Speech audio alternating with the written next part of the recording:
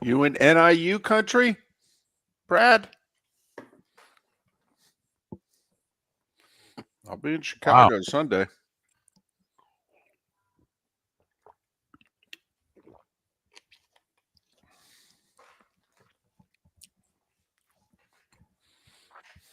Frost this weekend.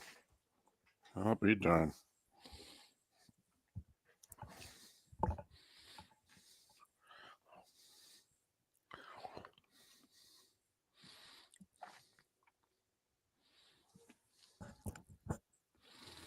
Morning, everybody.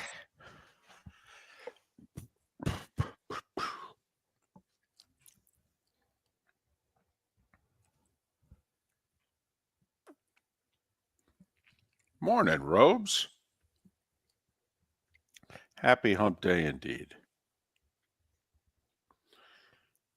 Although I got to admit, these 4-day work weeks was another part of Miller and Moulton's congressional campaign from years ago. Gambling, pot, 4-day work weeks.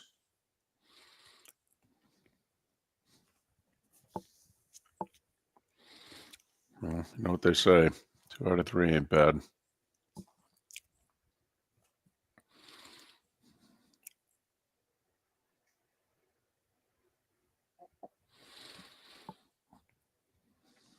Got to come up with a poll question. We've got no help from the national day today.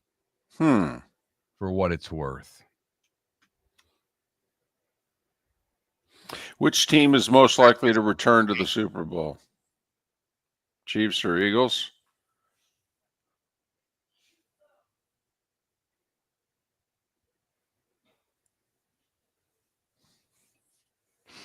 It's not bad. What place will the Dallas Cowboys finish in? First, second, third, or fourth? Mark, what place will the Miami Dolphins finish in? Mark, okay, haven't you learned from watching the national media? It's all about the Cowboys and Lakers, okay?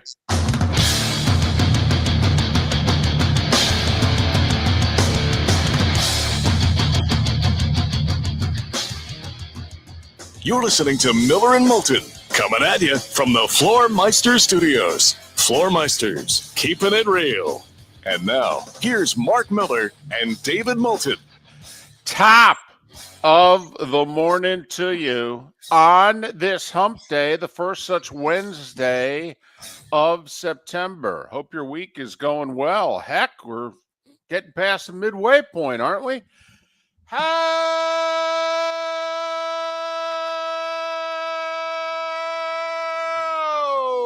the heck are you? Miller and Moulton. MillerandMoulton.com, Miller_Moulton on X. Top of the morning to you, Mark. How are you? I'm good. I'm so good. I'm humming a tune this morning, David. Humming a tune? I'm humming a tune. And unfortunately, I would play said tune, but we can't because then we get kicked off the internet. Can you tell us what said tune is? Oh, yeah. I can definitely tell you what tune it is. I mean, David, it's the Temptations. And it's Papa Was a Rolling Stone. And that little bass line. Doom, doom, Look at you. doom, doom, doom, doom, doom. Look It at was you. the 3rd of September. Little Motown Wednesday. Remember, oh, nice. that was the day my daddy died. Hell yeah, it's the 3rd of September. Let's effing go. Okay, Tom Brady. All right. Little LFG action. You got it. To start Miller Let's and do it. Moulton on this September 3rd. Thanks so much for being with us. Another terrific show lined up for you. At least we think so. Yeah, hopefully you'll agree when it's done. Seth Everett, Bud Elliott, Chris Perkins. We don't have a poll question to start today's show, which already puts us a good 10, 15 minutes behind yesterday. Because, man, we came out of the chute yesterday ready to go. Give us a 3-day weekend. And hello, poll questions before the show starts. I've got ideas. I will say the chat room came in strong with some ideas.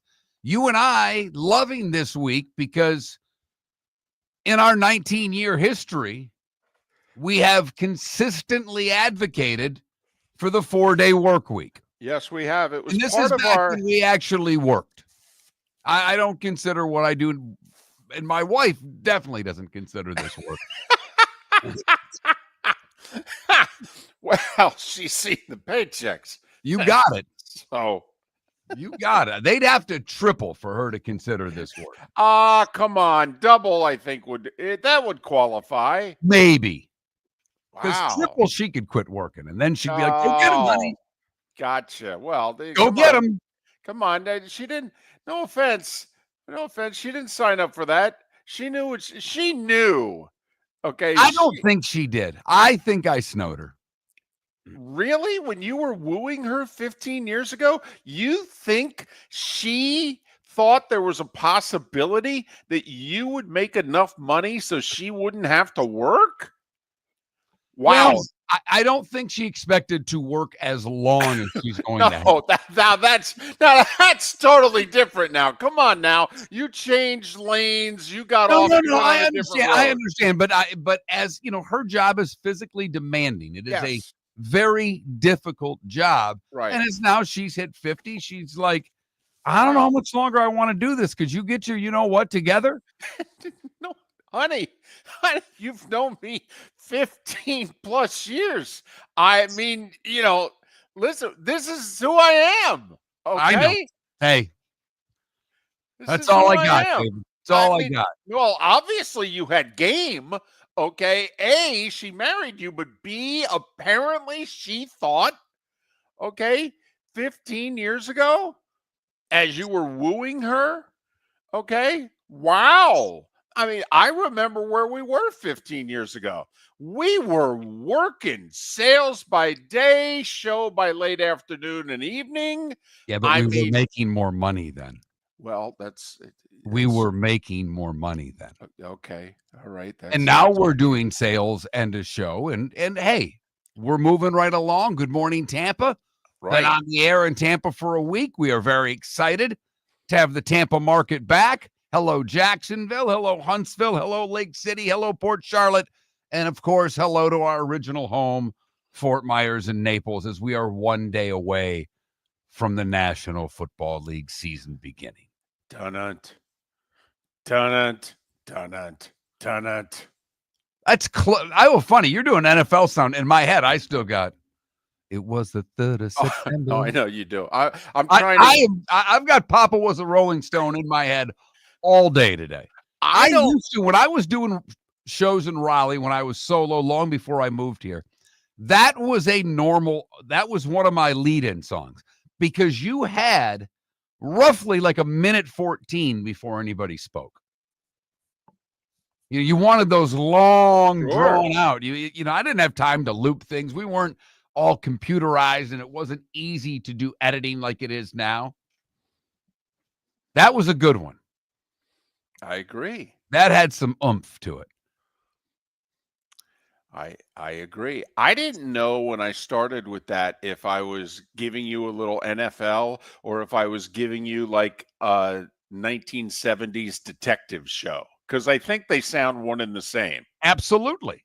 I mean, that could have been a Beretta or a SWAT or a Kojak right there.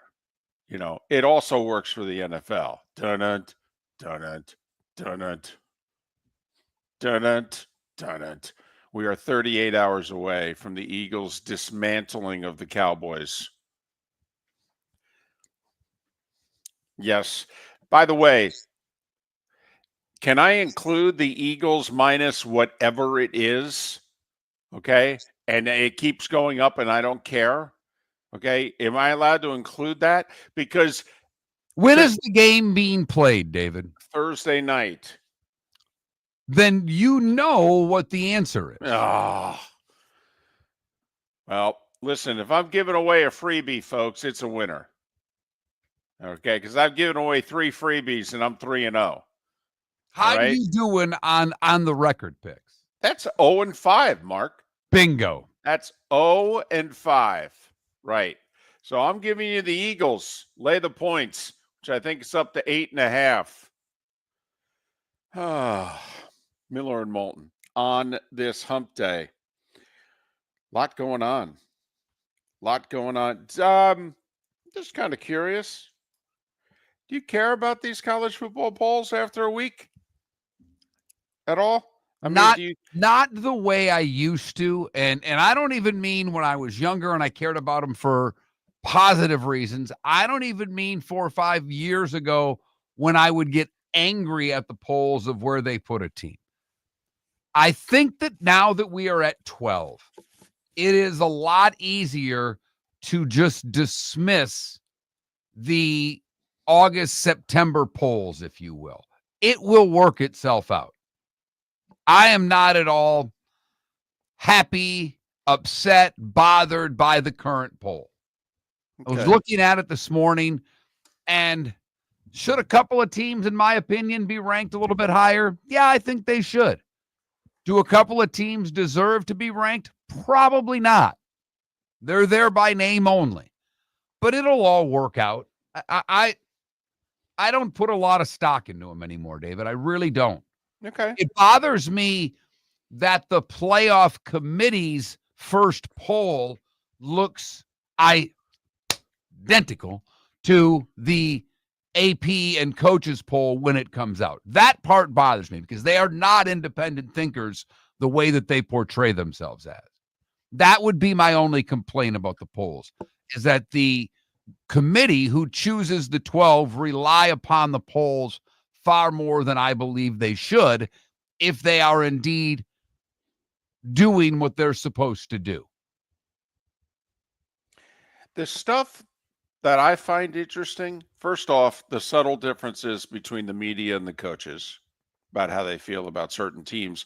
But I'm more interested in, I guess, the big sways.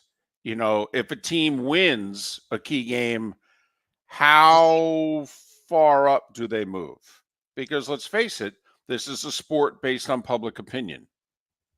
So what a group of people think about a certain team, it's easy to dismiss, but I don't think we should, because ultimately at the end of the day, I think it's an indicator as to what people think about a certain team. Like if you lose week 1, a big game, how far do you drop? And that's when you look, that's Texas, that's Notre Dame. How far did they And move? Clemson. And Clemson, sorry. Right.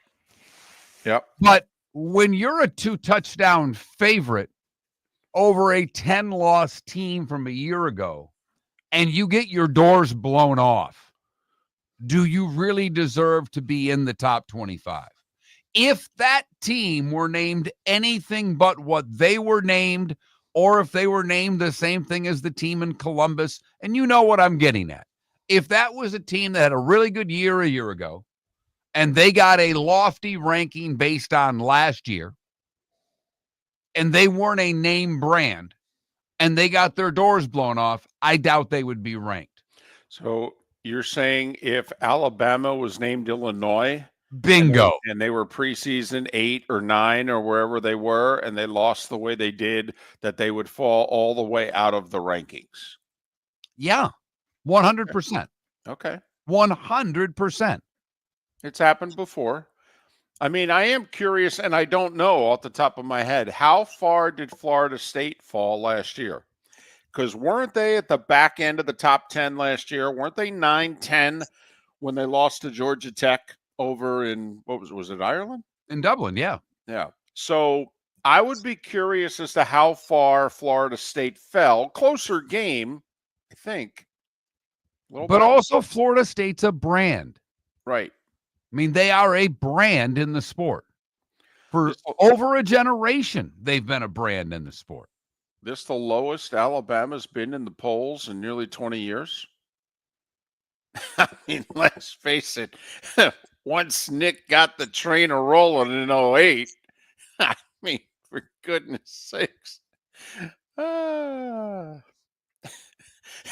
Alabama fan would be like, what do you mean we're 20th? 20th in what? Gross national product of what? Soybeans? What do you mean 20th? Football? Get out of town, 20th. Are you nuts? But if Alabama were named a lot of other things, I think they drop completely out of the rankings. But because that brand is so popular, it stays in the rankings, and it will until they play Georgia now, unless they really screw up against a bad team. We'll try not to screw up today. We got a pretty solid lineup for you on a hump day. Seth Everett will join the show, but Elliott to talk college football, and Chris Perkins to get us ready for the Dolphins home opener. Starting 25 minutes away. Whether you're chasing peak performance, reigniting intimacy, or simply want to feel your best, Game Day Men's Health creates customized game plans to optimize your health. Call 239-427-3441 for our Bonita Springs and Naples location to set up your free testosterone test and consultation. Mention Miller Moulton Radio Show for 10% off your service. Find your maximum self with Game Day Men's Health, Bonita Springs and Naples, Florida. Call 239-427-3441 today. For over 50 years, the Nolan family has been dedicated to protecting local families. Nolan Family Insurance is a second-generation independent agency that specializes in home, flood, auto, and boat insurance. They take the time needed to explain your coverage options and answer your questions so you can make an informed decision that's right for you. If you're looking for an agency that treats you like family, call 941-639-1122 or go to NolanAgency.com. That's 941-639-1122 or NolanAgency.com. Well, I asked him at Floormeisters, hey, what do you want me to tell everyone for September? He says, well, tell them I just bought 100 pallets of Core-Tech. So I've got so much of it, I can keep the prices low. Plus, installation's always available. Delivery's always available. And tell them Floormeisters has colors, 15 of them that no one else has. Floormeisters in Naples, next to Costco, whether it's carpet, tile, or Core-Tech. The best flooring, best service, at the best prices.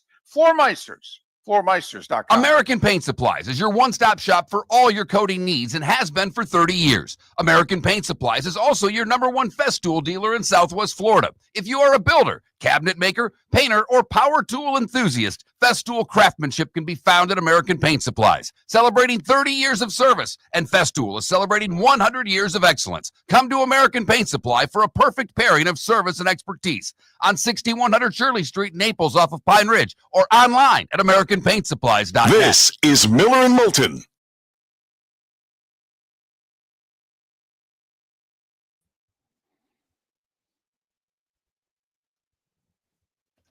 So what was that poll question? What would you like us to talk more about, the Cowboys or the Lakers?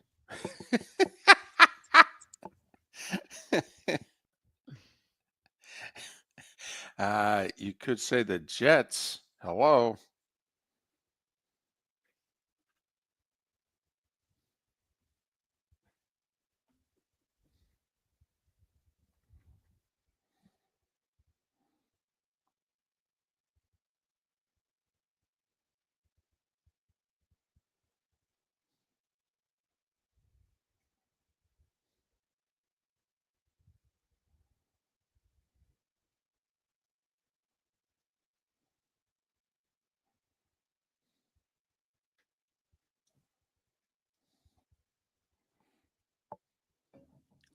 I got to be honest, Go Raiders. Can you just be happy about beating Notre Dame? I mean, I understand that, Cristobal's a bad coach and all of those things, but here you are, ranked 5th in the country, coming off of one of the best wins that the program's had in quite a long time, and you're complaining. Now think about that. And we're all guilty of it to a certain degree, but come on.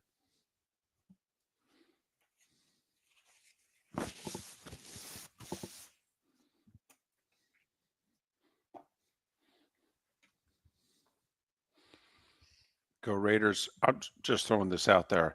I think also at the time that he started reining it in, I mean, CJ Carr and Notre Dame weren't doing enough, I don't think he thought, to come back and win.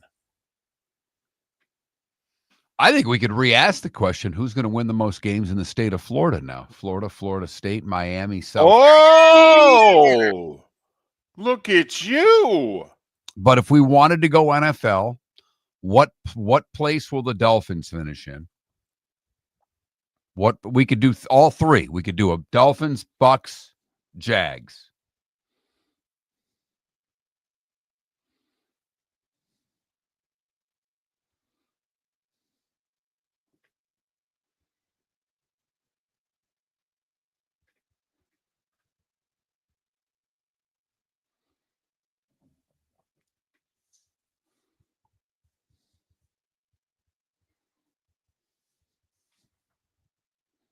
Polls don't matter, go Raiders. Not now.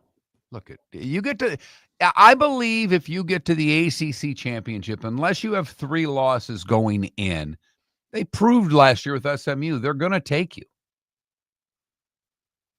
And now that Florida State beating Alabama, that does wonders for Miami. Wonders. You go win in Tallahassee. That's now a really good win. And it wasn't thought of that 5 days ago.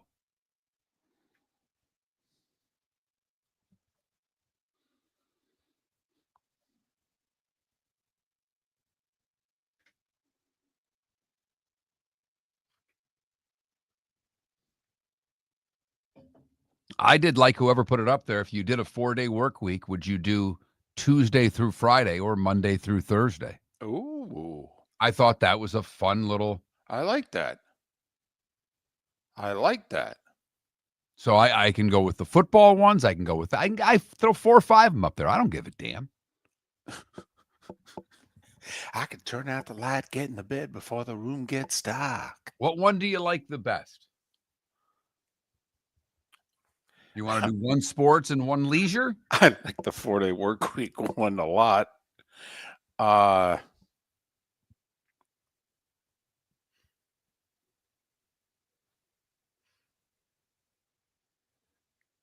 Yeah, I say we go 4. Do the big 3 in state. The pro where they're going to finish, and then Yep, the 4-day work week. The 4-day work week.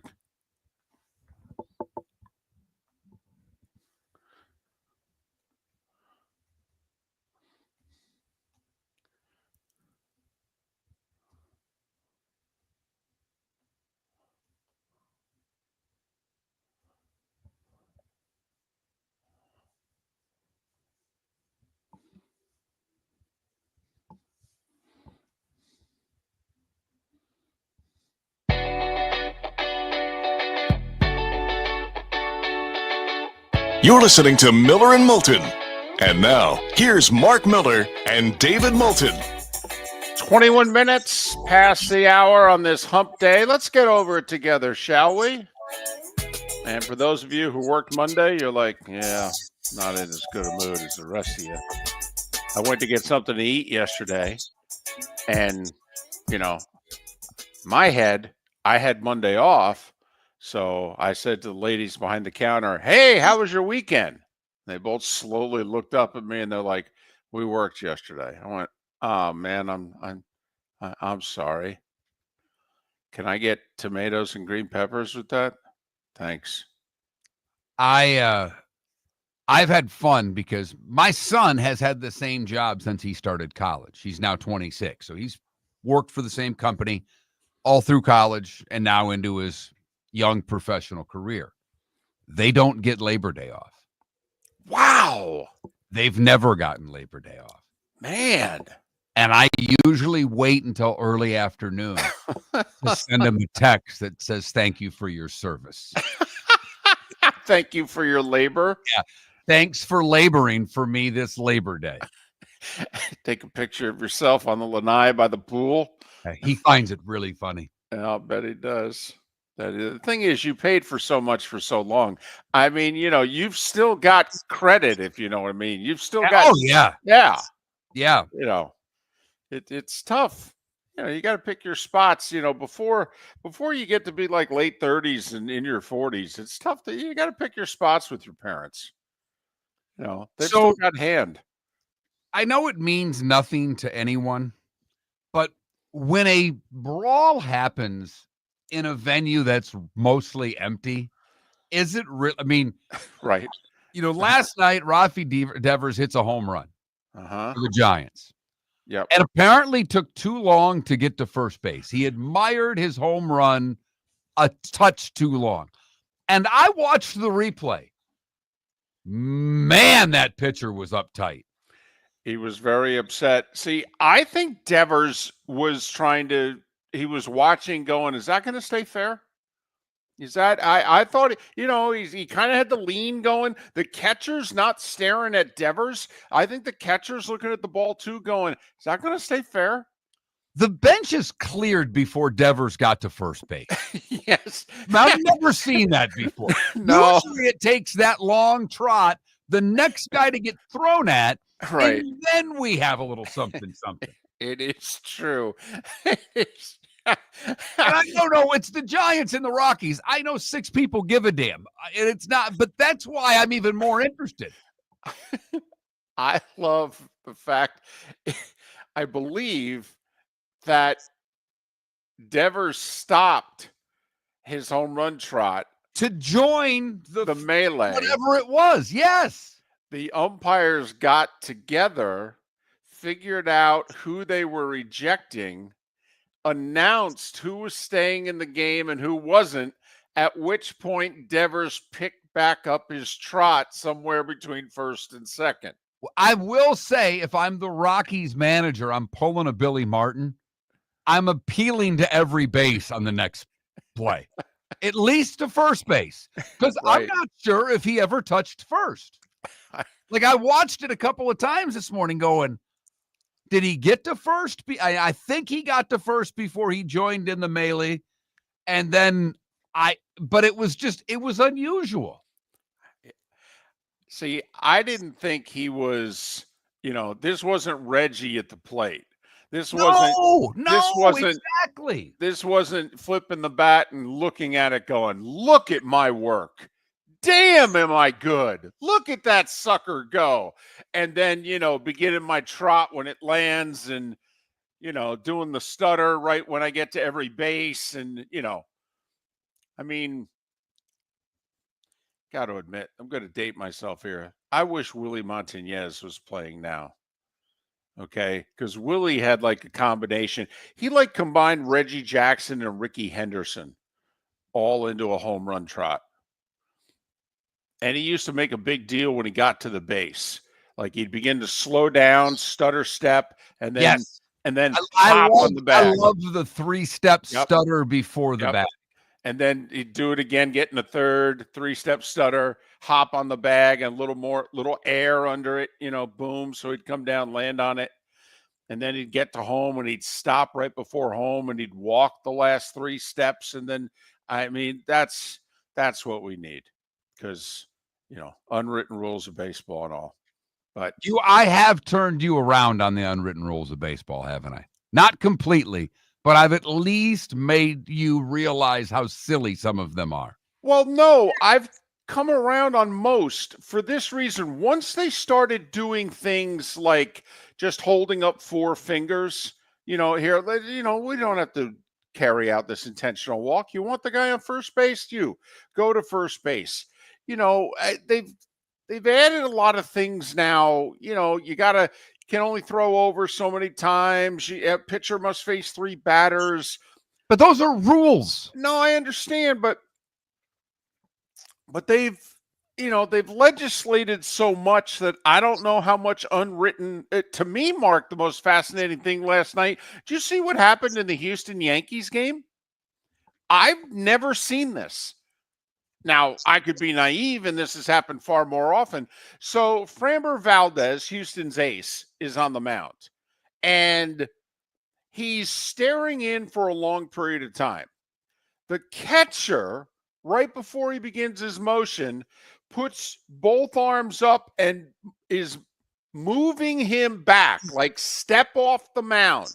Step off the mound. Let's go through these signals again. Okay? Valdez does not step off the mound. He begins his windup. The catcher puts his arms down, puts the glove down like, well, okay, I guess he's going to throw a pitch. He throws a pitch, and Grisham hits it out of the park for a grand slam. Did you see what Valdez did on the very next pitch? Hit the batter in the chest. Hit the catcher in the chest. Yeah. Yeah. Okay, the catcher called for a certain pitch, and Valdez threw a fastball, which I guess is not what was called. Catcher did not come close to catching it, and the ball hit him right in the chest. And, Mark, if you were the catcher and I crossed you up, I would put my hands, at least one hand up, and go, oh, man, sorry. Okay, or I'd look at you like, how did you not know I was going to throw a fastball? Valdez just turned around and walked off the mound. He didn't even wait to get the ball back from the catcher. It was his way of basically saying, blank you, you suck. You're the reason that I gave up the grand slam. And the catcher just looks in the dugout like, do I have to put up with this crap? And then reluctantly throws him the baseball back. And you could tell the catcher's like, let me tell you something, dude. This was spring training. I might charge the mound right now. That's what we need, is a catcher charging the mound after his own pitcher. Right. But, I mean, that's a pretty interesting night in baseball. It was. And David and I spent a little time before the show talking about our two favorite teams who played one another last night, and the Mets destroyed the Tigers again, but neither team can pitch. The Mets' best pitcher is the kid they just called up. The Tigers have Skubal. He's phenomenal. May win another Cy Young. After that, they have nothing. Nothing. They only have one other starting pitcher with a winning record. They're leading their division by 8 or 9 games. That's what's remarkable to me. Only 2 of their 5 starters have a winning record. Well, then how could you have the best record in the league up until last night? How are you guys doing this? I asked Mark a simple question. So after Skubal, who's going to pitch in the playoffs? I don't know. Mize, maybe. I don't know. I mean, at and least. That's what I was trying to get to with David Sampson yesterday in the 9 o'clock hour. I mean, as we enter the playoffs, is there a team that's not tremendously flawed? Oh, no. This is a total dartboard right now. Yeah. I mean, the Phillies, who I like a lot, with Wheeler getting hurt and they're suffering some pitching woes, what are they like? I don't know. The Dodgers have been banged up all year. The Brewers just lost a bunch of bullpen arms. The Padres just lost another bullpen arm.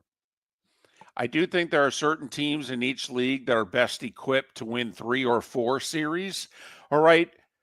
But clearly any of these 12 will be able to beat the other. Clearly. So this is wide open. The starting 5 is next.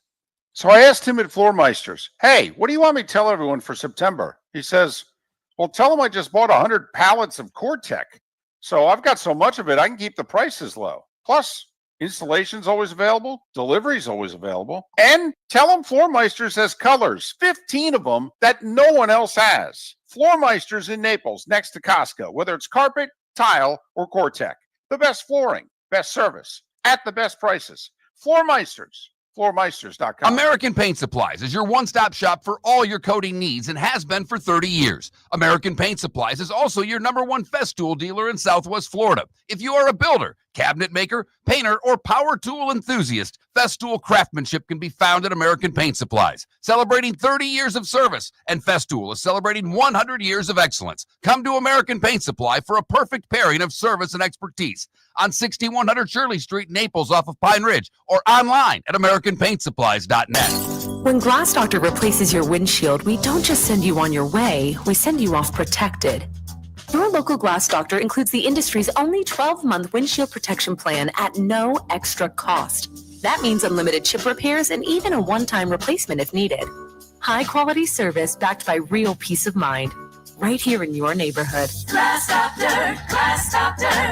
Call the Glass Doctor, we fix your pains. Oh, yeah. Exclusions apply. See your local Glass Doctor for details. Mark Miller for Sleep Treatment Direct. They are helping me with sleep apnea. And by helping me, I mean curing me. No more CPAP machine. No more snoring. No more tossing. No more waking up exhausted. Their expert team got me the right treatment, fast and hassle-free. If you want to feel energized and get rid of your snoring, call Sleep Treatment Direct today. 444-1741. That's 239-444-1741. Sleep Treatment Direct. Sleep safe and sound. This is Miller and Moulton.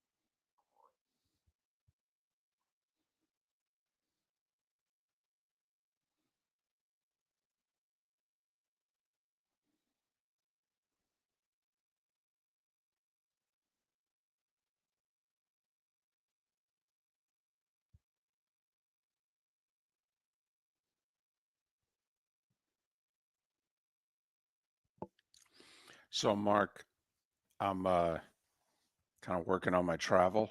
Yeah. And, once we get to October, I just like to see, where am I going to be? And is there an NHL game? Right. I have the chance to see Connor McDavid twice in October. Nice.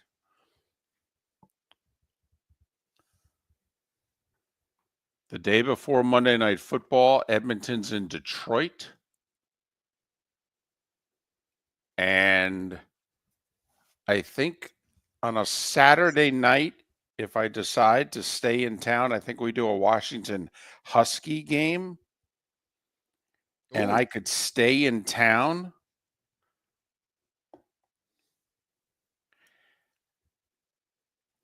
And watch Edmonton take on the Kraken. Nice.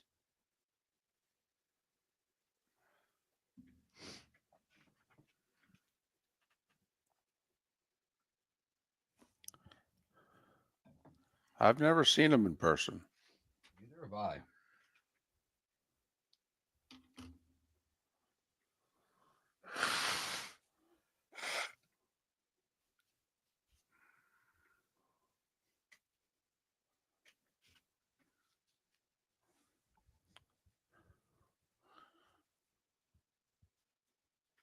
How did you discover us, Cool Cat, if you're from Edmonton? That is a weird find, but thank you for joining us. Spitz, I'm thinking the same thing, that I'd reach out to him. Problem is, I'd probably get there a little too close to puck drop, and I don't want to interrupt his prep. If I was going to meet up with him, I'd meet up with him long before.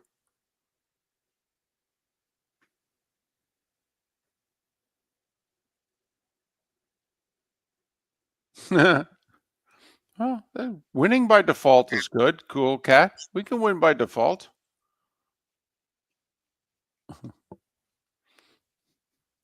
Fair enough. We'll take it.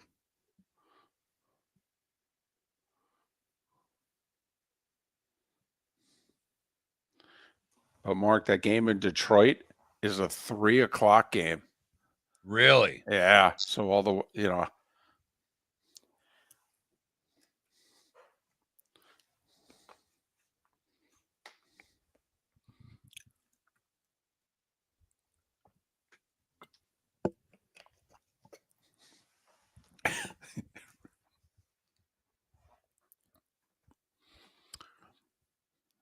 yeah, see, Cool Cat. Those are like the little gems as a sports fan when you can just catch elite players even one time. Like I went out of my way to see Skeens pitch last year.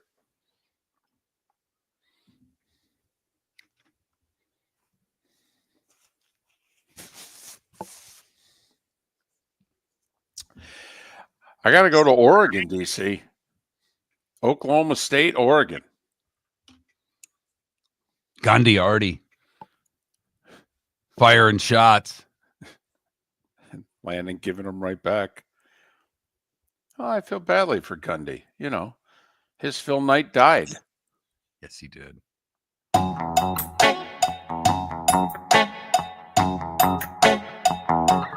You're listening to Miller and Moulton. And now, here's Mark Miller and David Moulton. 22 minutes till the top of the hour. A hump day edition. Miller and Moulton. MillerandMoulton.com. Miller_Moulton on X. Seth Everett, Bud Elliott, Chris Perkins still to come.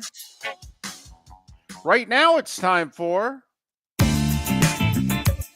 The Starting Five. 5 big stories you need to know. Here is The Starting Five. Well, we'll start with baseball. Mark mentioned it. Mets whooped up on the Tigers again. Mets are swinging the bats. Good thing, because they ain't pitching worth a darn. 12-5 New York over the Tigers. They hit 4 homers. Pete Alonso had 2 of them. Their wild card lead for the final playoff spot in the National League is getting big. It's up to 5. Tigers lead is still 9 in the Central. The Mets lead the wild card by 5 because the Reds lost at home to the Blue Jays, 12-9. George Springer with 2 homers. Bo Bichette with a 3-run homer again. Toronto keeps her 2.5-game lead in the East because both Boston and the Yankees won. Boston with 4 in the 8th to beat the Guardians 11-7. Red Sox have won 3 in a row. Yankees have won 8 of 9. They went to Houston. Trent Grisham with a grand slam. Jazz Chisholm with 2 more homers. 7-1, they pounded the Astros. So Red Sox and Yankees 2.5 back at Toronto. Houston's lead is 3 over the Mariners because Seattle lost again in Tampa to the Rays, 6-5. By the way, Rays get to 500. By the way, Rays are 3.5 back of the Mariners for the final playoff spot. They host Seattle today. Actually, I think it's tonight. Final meeting between the two teams. I'll tell you what, Mark, I'm not taking the Rays seriously in the wild card unless they win tonight. Then they'd be 2.5 back, 3 in the loss column. Got to take them seriously if that's the case. Caminero homered, his 40th. That's also 100 RBIs. What a year for that young man. Get that kid signed now. The big dumper with number 51 in the 6-5 loss to the Rays. Texas couldn't pick up ground, however. Saw their 6-game winning streak snapped. Arizona got a 3-run homer from Ketel Marte in the 7th. They held off Texas 5-3. And Kansas City blows a big opportunity at home against the Angels. They got beat by Mitch Ferris, who made his major league debut and gave up 1 run in 5 to win it. Angels 5-1 over the Royals. So to review, Toronto's lead is 2.5 over both the Yankees and Red Sox. Houston's lead is 3 over Seattle. Seattle leads for the battle of the final wild card spot by 1.5 games over Texas, 2.5 over Kansas City, and 3.5 over the Rays. To the National League, Ohtani hit his 100th homer with the Dodgers, but Pittsburgh scored 4 in the first and 3 in the 6th and beat LA 9-7. Padres don't take advantage. They lose at home to Baltimore again, 6-2. Emmanuel Rivera with 4 RBIs. So the Padres trail the Dodgers by 2.5, 3 in the loss column. Meanwhile, the Giants have won 9 of 10. They beat Colorado 7-4. Loss number 100 for the Rockies, by the way. Congratulations, Colorado. San Francisco 5 back in the wild card race. That's right. The Giants and Reds are now tied 5 back of the Mets. Yeah, that's over. That's done. Done. I know you are the most pessimistic Mets fan in the world. That's not These teams aren't good. Well, I don't think they're good enough. Here's the only reason why I just say, not so fast, my friend. Reds host the Mets for 3 beginning Friday. Okay, so, now they're probably now in the position where they have to sweep, but they host them for 3 on Friday. That could dramatically change things. And yes, I am a Mets fan who watched them blow a 7-game lead with 17 to play. Okay, they're not playing the Phillies or the Braves. Well, they're darn right they're not playing the Utley Rollins Phillies. You got that right. Right, and they're not playing the Braves, who they can't beat either. This is the Reds. That is true. Down. Although, remember, they followed the Red Series with 4 in Philadelphia. I'm just saying, it can go bad real quickly, Mark. If anybody could pitch against them, we'd find out, because right now they're ripping the ball. The Cubs beat the Braves 4-3 thanks to a 4-run third. Hey, Kyle Tucker. We had a Kyle Tucker sighting. He hit a 3-run homer. Cubs pick up a half a game on the idle Brewers. Cubs are 5 back of Milwaukee. Washington, in front of 12,000, beat the Marlins for the second straight night. Nats 5-2. In front of 11,721 in Minneapolis, the White Sox beat the Twins 12-3. Benintendi with 4 hits, including 2 homers. and the smallest crowd ever in the new Busch Stadium. And by new, I mean like 14 years old. 17,002. Smallest crowd ever to see the Cardinals in 14 years. St. Louis got a 2-run homer from Ivan Herrera and beat the A's 2-1. I will say, Mark, the fans are listening to us. We said the only thing that gets the owner's attention is empty seats. And in Minneapolis and St. Louis, they're staying home. Good. And for them. Minneapolis, St. Louis, it's been all year. When the Twins decided to sell off everybody Right. and not sell the team, Right. the fans went, no done more. with you. We're done. NFL, the Bucs now have both tackles locked up through 2029 because they signed Luke Gedeke to a 4-year, $90 million extension yesterday. That's $22.5 per. That's $50 million then they're spending on their tackles. I mean, Baker should be smiling doing those new national ads. Hey, this goes back to Jason Light being able to get Evans on the cheap. And to Baker. get Baker on the cheap. Yep. You have to, if you're a Tampa Bay Buccaneers fan, you should be applauding your general manager for the work he's done over the past couple of years to lock in key players early and therefore get them at a discount.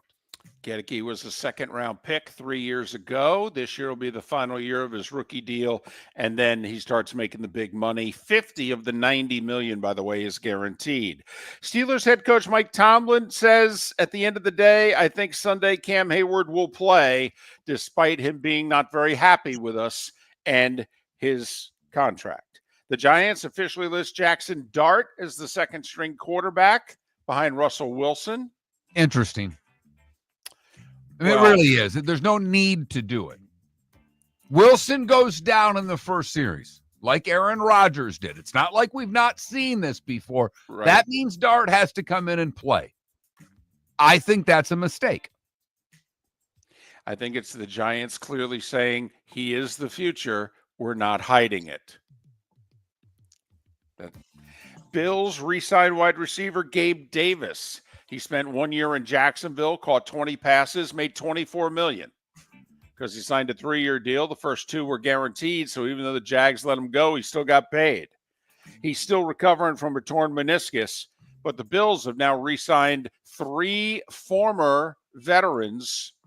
Because remember last week it was Poyer and the other defensive player they brought back, and now they bring Gabe Davis back. All 3 look like they will start the season on the practice squad. College football, the polls are out. The polls are out. AP poll, Ohio State gets 55 of the 66 first-place votes. They're number 1. Penn State stays 2. LSU up to 3. Georgia, Miami round out the top 5. Oregon, Texas, Clemson, Notre Dame, and for the first time in 12 years, South Carolina in the top 10 of the AP poll. The HBC just nodding over at young Beamer going, way to go, son. And the rest of us in unison saying, the only time we can, go Cox. Gators 13th, Knowles 14th, Alabama 21st in the AP poll. Boise State and K-State drop out. Coaches poll, it's Ohio State, Penn State, then they put Georgia ahead of LSU. Oregon is 5. Miami is 7 in the coaches. 5 in the AP, 7 in the coaches. Arizona State grabs the 10th spot in the coaches poll.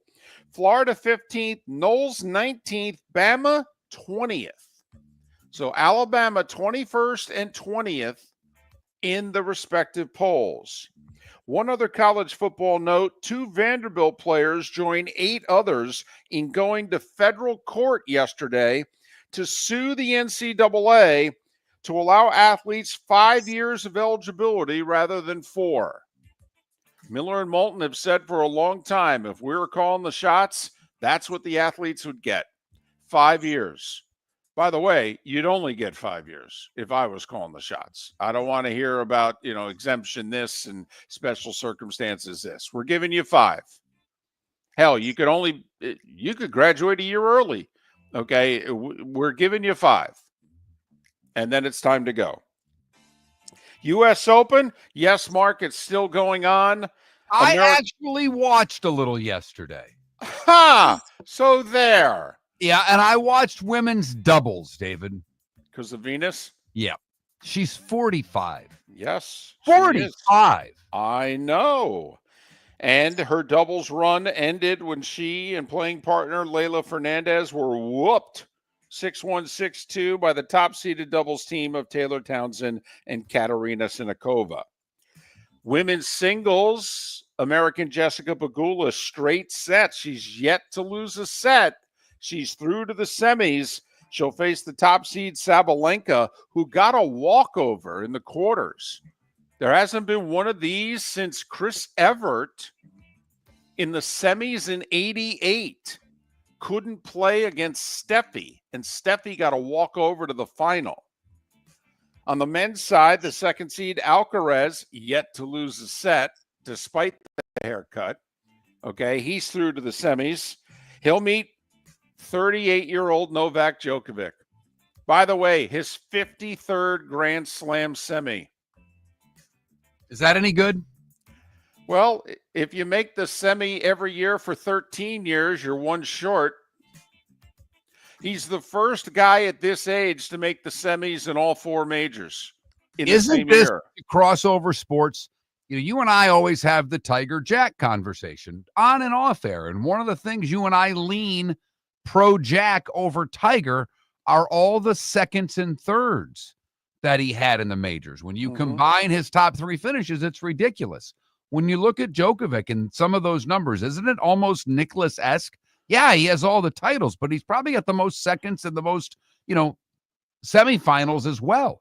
64 quarterfinals, 53 semis, 24 Grand Slam titles. At the age of 37, turning 38, he reaches the semis in all 4 majors this year. Yes, he clearly is now a level below Sinner and Alcaraz. Yet he's still better than every other male tennis player going at 38. So we'll see how he fares. He's got a shot at Alcaraz, who, believe it or not, he's won 4 of 5 matches against. So we'll see. And very quickly, WNBA, regular season winding down. It ends like in 9 days, I think. Can't wait for that. Well, Indiana may miss the playoffs. No. Caitlin Clark may come back to nothing. Oh, goodness. The league may not survive. They lost to Phoenix last night, 85-79. Phoenix, by the way, part of that 3-way tie for second. Fever now fall to 8th. They only have a 1-game lead on Los Angeles for the final playoff spot. Golden State beat New York 66-58. Golden State's the 6th seed. The Liberty, the defending champs, for the 5 seed. And as we approach 7 minutes before the hour, that was the starting 5. 5 big stories, and Caitlin Clark may have nothing to come back for here on Miller and Moulton.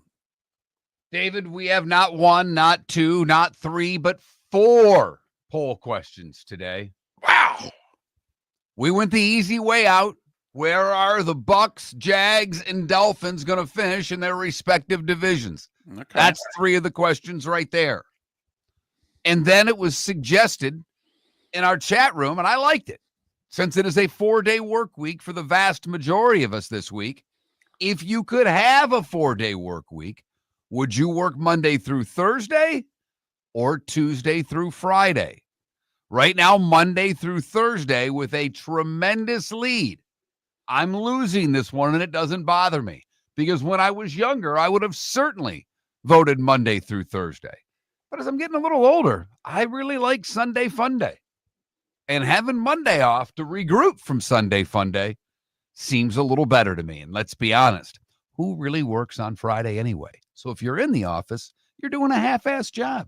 Miller and Moulton, thanks for listening. When you're craving the real taste of Chicago, there's only one name to know. Jimmy the Beef Guy. We're talking tender, juicy Chicago beef sandwiches. Whether your party's for 10, 100, or 200, bring game day to your house with Jimmy the Beef Guy. The catering packages come with the beef, the gravy, the peppers, the bread, everything you need. 2 convenient locations, Fort Myers and Bonita Springs. Skip the ordinary and bring the beef. Jimmy the Beef Guy, Chicago flavor, Southwest Florida style. Call today or visit jimmythebeefguy.com. Tell them Miller and Moulton sent you. Got a cracked window or foggy glass? Don't wait for the next storm to make it worse. Your local Glass Doctor Home and Business is just down the road and ready to help. From leaky frames to shattered panes, we've got the tools and the know-how to get your home or business storm ready. With flexible scheduling and our done right promise, you'll be in good hands. So before or after the weather hits, call your neighbors at Glass Doctor. Glass Doctor, Glass Doctor.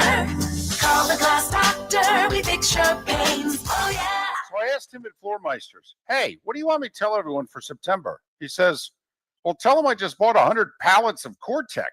So I've got so much of it, I can keep the prices low. Plus, installation's always available, delivery's always available. And tell them Floor Meisters has colors, 15 of them that no one else has. Floor Meisters in Naples, next to Costco, whether it's carpet, tile, or Core-Tech. The best flooring, best service, at the best prices. Floor Meisters. FloorMeisters.com. Mark Miller for Sleep Treatment Direct. They are helping me with sleep apnea. And by helping me, I mean curing me. No more CPAP machine. No more snoring. No more tossing. No more waking up exhausted. Their expert team got me the right treatment, fast and hassle-free. If you want to feel energized and get rid of your snoring, call Sleep Treatment Direct today.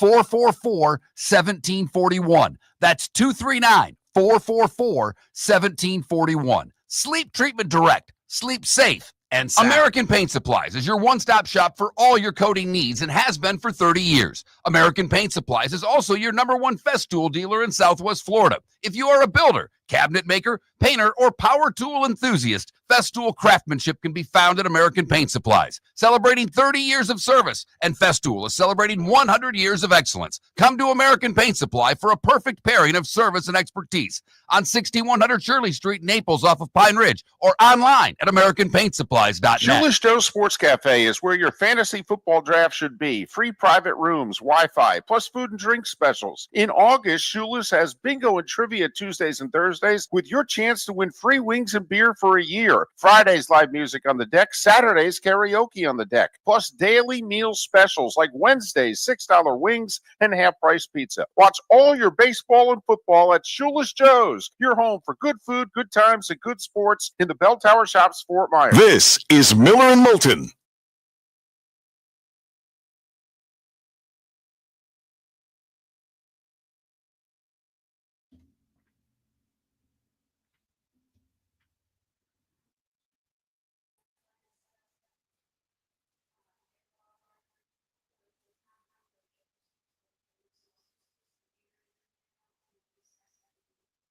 Wow, James, what year is that first job? That's funny because obviously you're much older than me, because I don't remember either of those two pay scales. My first job was 335 or 336, whatever minimum wage was then.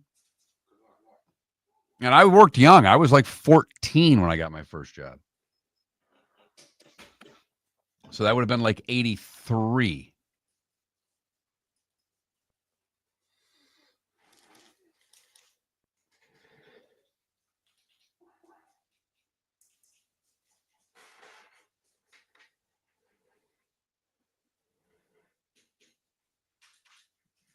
You know, Cool Cat, that's been Clay Travis's thing. He wants a high school team, like the best high school team, to play the WNBA champs.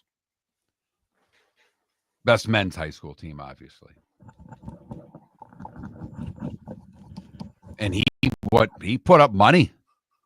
And, I mean, obviously the WNBA is going to turn it down, but yeah. Wait, what? Cool Cat was just talking about how the Bantam AAA team beat the women's national team in hockey. He's Canadian. And I said, you know, it is very similar to what Clay Travis was talking about with, I'll take the high school boys basketball team and put them up against the WNBA champs.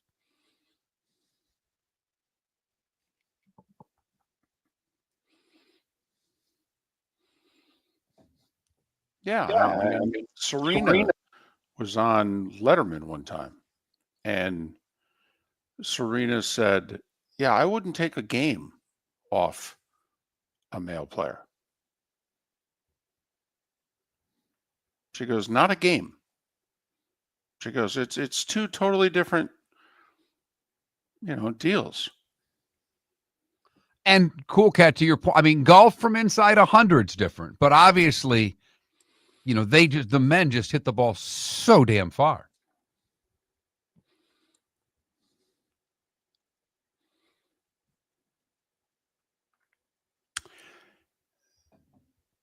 When I was Someone old enough, texted, I can't find it. Someone did text, by the way, and said that FSU went from 10 to out of the top 25 in week 1. I've tried to look it up. I can't find it that quickly. So okay. when I tried to type up week 2 rankings 2024, all it gives me is now.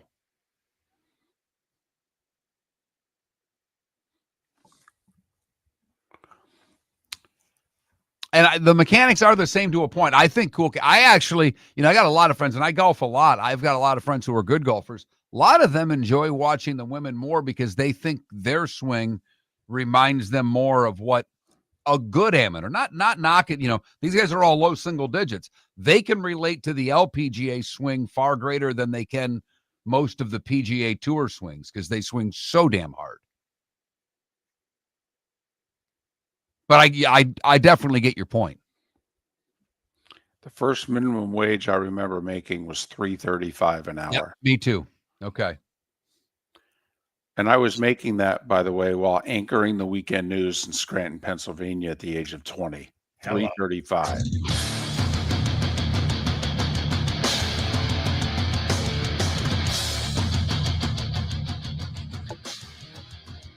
You're listening to Miller and Moulton, coming at you from the Floor Meister Studios. Floor Meisters, keeping it real.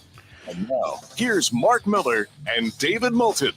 Hour 2 of Miller and Moulton on this hump day. We're getting over it together with not 1, not 2, not 3, but 4 poll questions. They're all very simple, too. But, of course, with one of them, we're getting this, a whole bunch of, well, this would be my suggestion for an answer. It's a simple question. 2 choices. Pick one.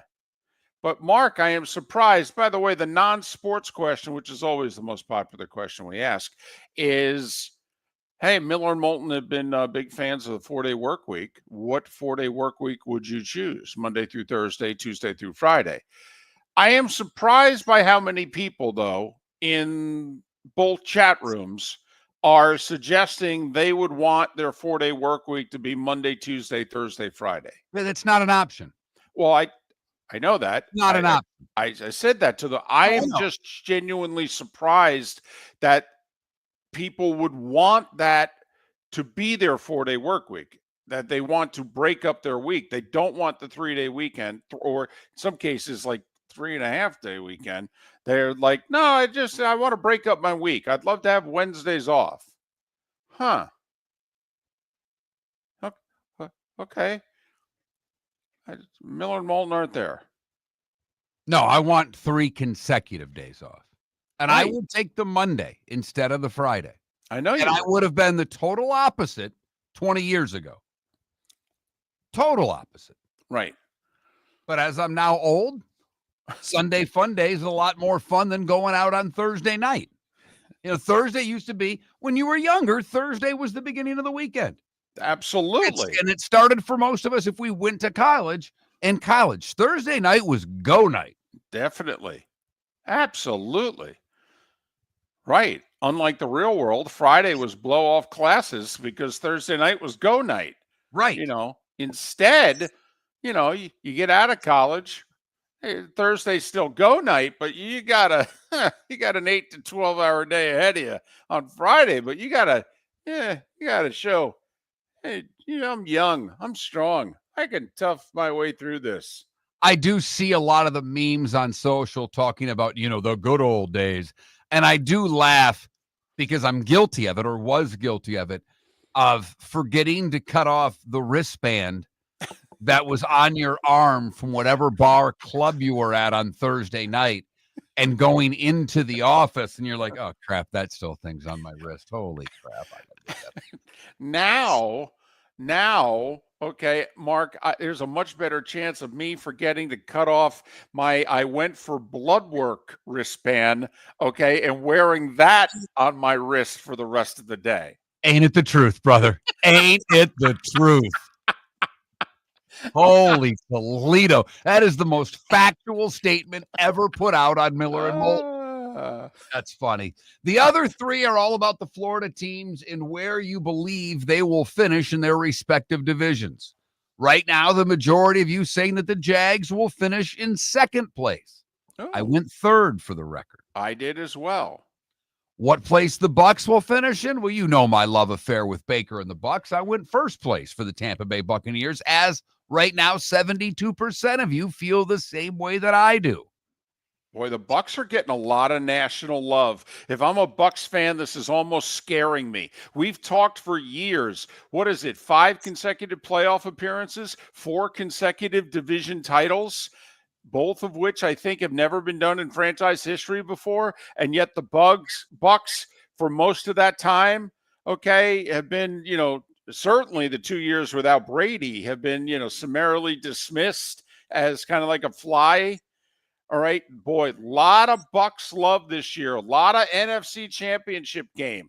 A lot of sleeper Super Bowl contender talk. If I'm a Bucs fan, I'm a little worried. I'm like, can we just beat Atlanta? We lost to them twice last year. Can we just win Sunday? It does show, however, that the national media, while they don't admit it, and certainly the sponsors don't come out and support the way they should, they're listening to Miller and Moulton, because we've been on the Bucs bandwagon since June. We've been on the Bucs bandwagon longer than that, but yes. But for this year, yeah. I have said that the Bucs will be in the NFC title game. I've stuck by that all summer. I'm sticking with it now. I don't like that Wirfs isn't there, but Atlanta's without 2 tackles for the game. The Bucs are without 1. The Bucs tackle better than either of the Falcons tackles. But both quarterbacks have their blind side exposed in this first game with backup tackles. Right tackle for Atlanta, left tackle for the Bucs. We'll see how much that impacts both teams. The other thing I'm hearing too, people are big on Robinson, the running back for Atlanta this year. A lot of talk of Bijan Robinson having a monster year. Well, don't you want to take as much pressure off Penix as possible? And it's also him catching a bunch of balls for a bunch of yards too. Oh, yeah. But I would want to lighten the load. I mean, Penix is what, 3 career starts? I mean, we're talking about him like he's a proven quarterback. He's not. No, okay? In fact, and Penix did what he did last year. But when you look at the rookies, obviously McCarthy has the most question marks because he didn't play a game last year. But who do you feel better about heading into the year, Penix or Drake May? Penix, for this reason. What Penix has around him, Drake May would give $5 million for. I mean, he's outside of handing the ball to Travion Henderson. I don't know how much Drake May's got around him. I hope I'm proven wrong. No, I'm with you. And you look at now what they got rid of the first round pick Strange there, the guard from a couple of years ago. Right. So where's their line at right now? And he may have been a total bust, but when you lose a first round pick that quickly and it's a lineman, I'm a little worried, not just about your weapons that you've talked about with New England, my goodness, for I don't know how long, but I do worry about where they are at the line of scrimmage. Well, and I think they're starting 2 rookies on the offensive line, so I could see where that takes a little while, to say the least. I don't remember Vrabel being this angry and intense with the Titans. Okay, maybe it was because they were winning. And remember, I was the biggest Tennessee Titans cheerleader outside of Nashville going. I was saying about Tennessee with Vrabel what we now are saying about the Bucs with Bowles, that the Bucs have been overlooked and underrated these last few years. But man, he seems angry in New England. It's almost like, Mr. Kraft lied to him about something, and he is just, this team's worse than what you told me it was going to be. I don't know. He just seems miserable. Maybe he took that TCU UNC game a lot harder than we thought. One other thing, getting back to the Bucks Falcons for a second, and obviously we'll go through all the games tomorrow and Friday, and Pat Kerwin will rejoin us on Friday. But Pat has pointed out a couple times, yes, Atlanta went 2-0 against Tampa last year. Kirk Cousins was the guy who went 2-0 against Tampa last year, and he lit them up. And Bowles, obviously many different looks as a defensive coordinator, all right? And will Penix have the same success against Tampa's defense that Cousins had last year? Pat questions it. And I think that that's a fair question. Well, absolutely. As you pointed out, Penix doesn't have a ton of starts. And say what you will about Kirk Cousins, he's played a lot of games. Yeah. Kirk Cousins, if you've, and I've watched that quarterback show because I like it. Kirk Cousins, by all accounts, I'm not saying he's the best student of the game, but he works hard at his craft. He studies. He talks about defensive coordinators and that Bowles is tough to play against. Well, think about all the blitz packages that Tampa Bay comes with, the different ways that they get after a quarterback. Penix hasn't seen the majority of those. He's played a handful of games. You would think that would be difficult. I still think that's high scoring. Like, isn't there only one NFL game over under in the 50s? Only one. Ravens and Bills are at like 50.5. So that's the only game over 50. I think that game we're talking about is the high 40s game, David, with the Bucks and the Falcons. They're like 48.5, 46.5, something like that. I got to admit, Tampa Atlanta feels like an over to me. Don't you think that game gets to at least 27-24, 27-23, something like that? I just think that game's an over. Wait a minute. Let me see something here. You think it's an over? It's September. Let me make a note. Hold on a second. It's not an official pick. Once again, I'm perfect when I'm giving them away for free. I'm winless when my feet are held to the fire. This is a free, off-the-cuff feeling. I'm money with these. It's when you go, okay, Moulton, official pick time. Okay. I'm not there yet. Here's the question. I love my survivor leagues. Uh-huh. Do you just say to hell with it and go the Eagles this week? Or do you go the Broncos this week? Those are the two biggest favorites on the board. They're both now 8.5. Yeah, I go. Do you just win, baby? Because you and I know if you try to get too cute week one, there's always a game that bites you right, as David Sampson says, or Colonel Potter in the Tookus. Yeah, see, people know who David Sampson is. If I go Colonel Potter, I've moved past a lot of our audience. Well, I think you're trying to encompass two generations there. Exactly. David Sampson, our generation. Okay, Colonel Potter. Well, might as well talk to Eisenhower administration, but and we're not even in the baseball hour anymore, Mark. So what are you doing, for goodness sakes? I'm the only one allowed to go that old outside of the baseball hour here on Miller and Moulton. So one day, baby, 25 hours. Yep. 25 hours. Carrie Underwood, a kickoff. Mike Tirico, Chris Collinsworth. Here's a drinking game. When does Chris Collinsworth annoy you for the first time this year? Write it down. I want everybody to write down the time, or feel free to text it to us, direct message us and what have you. I want to just hundreds of 847s. That's what I want to wake up to Friday morning. Miller and Moulton. Cowboys and Eagles, about 37 hours away. Yeah. We're getting there. We're also getting there with our show today. Seth Everett, Bud Elliott, Chris Perkins will all join us coming up. Miller and Moulton, millerandmoulton.com.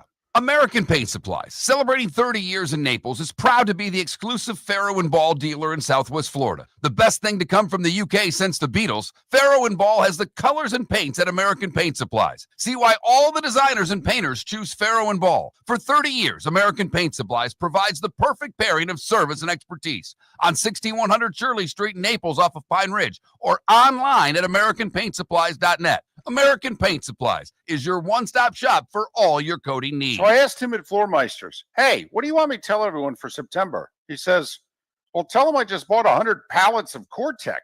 So I've got so much of it, I can keep the prices low. Plus, installation's always available. Delivery's always available. And tell them Floormeisters has colors, 15 of them that no one else has. Floormeisters in Naples, next to Costco, whether it's carpet, tile, or Core-Tech.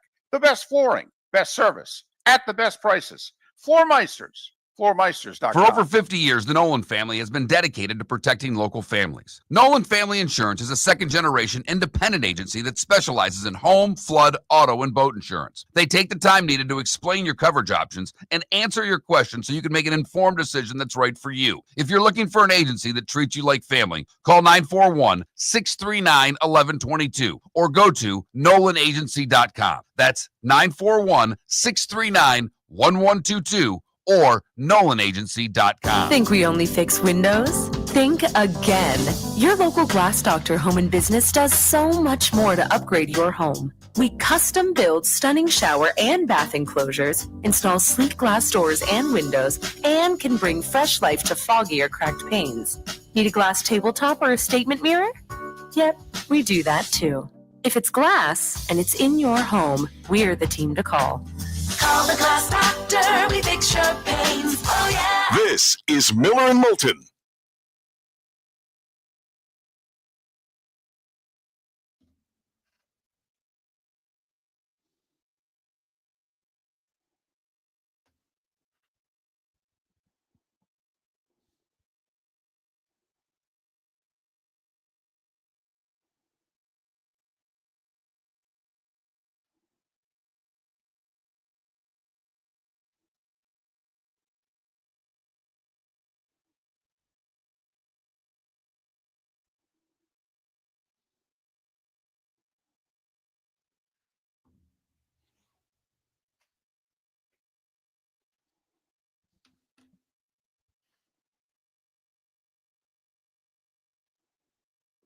Horse hockey was a term in the show MASH that I talked about, Cool Cat. They're just old. You're not. You're Canadian. I doubt even you had a lot of MASH episodes running up there. Maybe I'm wrong.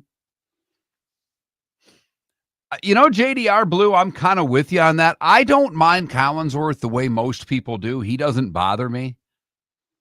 And I know nepotism's a huge part of all sports. And maybe I'll fly my son down to start filling in for me when I can't do a show.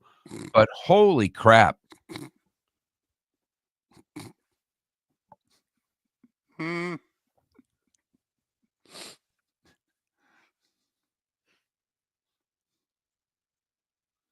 That's funny, Cool Cat. And I feel like it because my son's 26, so we can relate. But yes, horse hockey would be a nice way of saying horse blank. It's from an old TV show. And an old person on the old TV show is the one who said it. One of the doctors would be lying to him. He'd go, horse hockey. My algorithms vary on TikTok, and I get now I go through a week where I'm getting a bunch of MASH clips, and they're all the old ones with Wayne Rogers. I did see a thing, and I don't know if it's true because you don't know how much crap online's even real now, that Wayne Rogers kind of left the show because it was obvious to him Alan Alda had become the star, and they were just, he was never the main part of a show anymore. Makes sense. He never did anything after that. Right.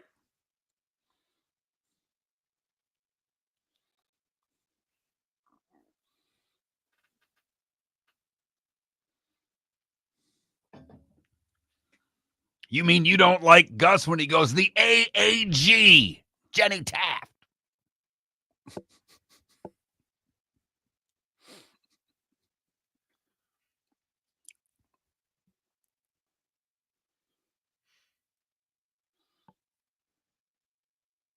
Oh, look at that, Paula. Look at you digging this morning.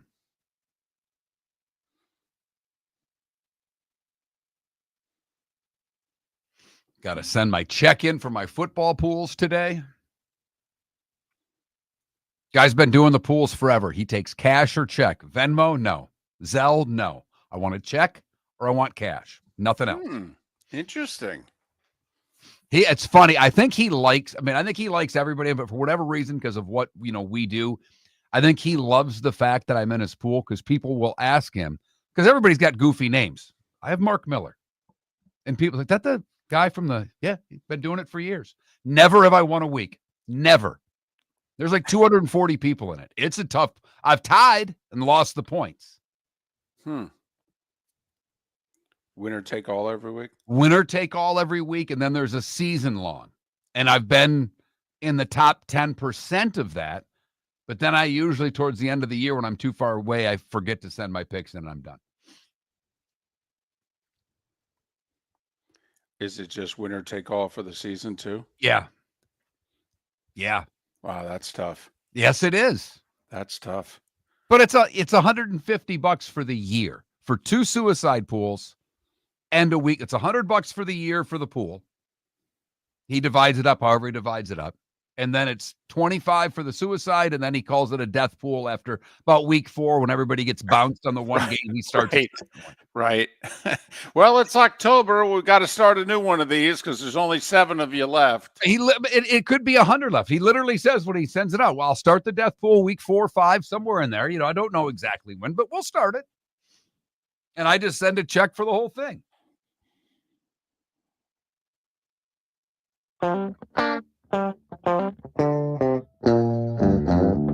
You're listening to Miller and Moulton. And now, here's Mark Miller and David Moulton. 21 minutes past the hour. Seth Everett at the top of the hour. Bud Elliott in a little more than an hour. Chris Perkins at the top of our final hour of the show. We call it the bonus hour, 9 a.m. Eastern. Heard live on the radio in Jacksonville, Tampa, St. Pete, and Southwest Florida. 21,000 is our text line. Not 1, not 2, not 3, but 4 poll questions. They're all very simple. One deals with a 4-day work week, since for many of us with Labor Day this week, it's only a 4-day work week. Which 4-day work week would you prefer? Monday through Thursday, Tuesday through Friday. And then the 3 Florida NFL teams, what place in their division do you think they will finish? For the Bucs, the Dolphins, and the Jags. And so far the answers are what? First place for the Bucs and third place for the Dolphins and the Jags? That is correct. Right now, over half of you think that the Dolphins will finish in third. About 40% of you think the Jags will finish in third, and 74% of you think the Bucs will win their division. But 64% of you doing Monday through Thursday, the remainder doing my Tuesday through Friday week and enjoying an extra Monday off. You can go to that Mark Miller, the David Moulton, or Miller_Moulton on X to vote. Hey, I know you like the guy. You think he can really coach. I don't disagree with you at all, by the way. But, if LSU could get good, Brian Kelly would be a lot of fun on a week-to-week basis. Oh, they may be good this year. I know. I know. Did you see, Dabo made his comments about the game in which he said, and I think the analogy off the hop, right, by the way, is right. He said it's like getting the final exam on day 1 of class. That sentence I agree with. That type of a matchup week 1, I think that's an accurate statement. But then he said they made a 65, we made a 58. Neither one of us was great. Brian Kelly came back and said he's either a really good grader giving himself a 58, or he's a really hard grader on us. Or he didn't see the second half, which that might be the case. He might not have wanted to see the second half. These are the things that college football needs. Totally. This is the oxygen of the sport. It's why Miller and Moulton have rooted for Ole Miss. Lane Kiffin is a walking quote machine. Yes. The better Ole Miss is, the more fun we as show hosts are going to have. Right. We've gotten to the point now where David and I really and truly don't give a damn who wins games. Not at all. David wants his Mets to win. I mean, I do. And I mean, Mets or do. Rangers. If I gave you one more, it's one of those two teams. It's not the Giants. You've said it a million times. The Giants have given you quite enough in your lifetime. And I would love my Wings to get another one, but my Wings have given me a lot. My Pistons gave me a lot. I'd like to see Izzo get one more. But if it was between Izzo getting one more or the Tigers getting one more, I'd probably go Izzo, but it'd be close. But for you, I know it's Mets or Rangers. But other than that, we don't care who wins. We would like the Dolphins, Bucks, Jags, Gators, Canes, Knowles, UCF, South Florida, all be good. We do a radio show in Florida. It makes life easier. But if they're not. Right. We had a great weekend last weekend. Those 5 teams went 5-0, and the NFL teams didn't lose. Right. We won't have that again this year, probably. But I'm telling you, if LSU can get it going, Brian Kelly's just quirky enough and weird enough, and he's a good coach, and he's an oddball that it will make the season really fun. Well, also, he's got a temper, all right? And he's been getting dumped on for, the last couple years. And so it's stored up in him a little bit. And so it will start to ooze out this year. Here's the other part about if Ole Miss is good. Lane not only is good talking about Ole Miss, Lane's got that Spurrier quality to him where he can just needle the other guys. And it doesn't matter if the other guys is who's on the schedule next week. Lane doesn't care. If Lane sees something and he thinks, hey, I can needle, I'm going to needle. Now, I will say there's part of me that wants to see Texas in their next big game have Arch throw a dud just so Spurrier can get a microphone in front of him again. See, I told you. I said he wasn't that good. I mean, when you did him last year, so I don't know really what you want. I mean, he could only start a couple games behind a guy who was the 7th round pick. I mean, how good could he really be? I mean, he may be good eventually, but how good is he now? He couldn't beat out a 7th round pick. I don't know. I mean, Danny Werfel was terrific as a freshman. Spurrier always loves to go back to Werfel, so I had to throw that in. Okay. I mean, Danny Werfel's first time he stepped on the field, the best quarterback in the SEC. Okay. Never lost to Peyton Manning. I miss him so much. I know. Oh, I know. That's why it was great to see South Carolina get an AP top 10. Here we go. Well, first time in 12 years since who, since the HBC. By the way, we do this at the end of the show. We know that not all of our audience sticks with us, and some of our audience is not here because your market doesn't carry the entire show. But David, I will throw it out there for you today. It was today in 1994 that Terry Dean set an NCAA record with 7 TD passes in the first half as the Gators beat New Mexico State 70-21. Which, as Terry Dean would jokingly tell you, allowed me to keep my job from Werfel for one more week. Well, I had to bring it up. That's why, I'm sorry. Oh, wait, you're going to get it again at the end of the show, but I had to go there. Because, boy, was the HBC in a hurry to take that job away from me. That's Southwest Florida's Terry Dean. Oh, so, boy. Just had to throw that out there. But there is part of me, and look at it, excited for the big 2 games Florida's got in a couple of weeks with LSU and Miami. I mean, yeah, this season has started out really strong from a standpoint of being in Florida. Throw in a Texas game, right? Well, that's a couple weeks later. I mean, the next 2 that matter, and now South Florida is even interesting. Yeah. I mean, tell me if you're a Gator fan. You thought it was WW, and now you're going, it's WW, but it's not going to be as easy. And they're 17.5-point favorites. I know, that's a big number. That's a big number. It is a big number. Plus the half. Doesn't the half concern you? Okay. Say say you get up 24, the late cover. I mean, I got to admit, I don't know. It seems like a lot, but we'll see. We'll see. It's not like South Florida is going to be taken lightly by the Gators or the Canes coming up here in the next 10 days. No way. Not after what they No did. way. Trust me. Gators and Canes were all back in their apartments. They watched South Florida put a whooping on Boise State, and they're like, oh, we got those guys soon. They went, look, they're fast. They're a Florida team. They hit. They're a Florida team. The one thing, I did think the Canes defensively threw some lumber in that game. There were some CJ Carr took a couple of big hits in the second half. Big hits. And bounced right back up for the record. They'll be fine. I like CJ Carr. I do too. I liked him in the second half a lot. Yeah. I mean, if we're talking about all the young quarterbacks that played, CJ Carr or Arch. Well, CJ Carr saying from Ohio. No, I'm just, hey, CJ Carr, the kid in Alabama. You look at all the young quarterbacks that basically at their first start. CJ Carr's got to be ranked at the top of that list, and he lost.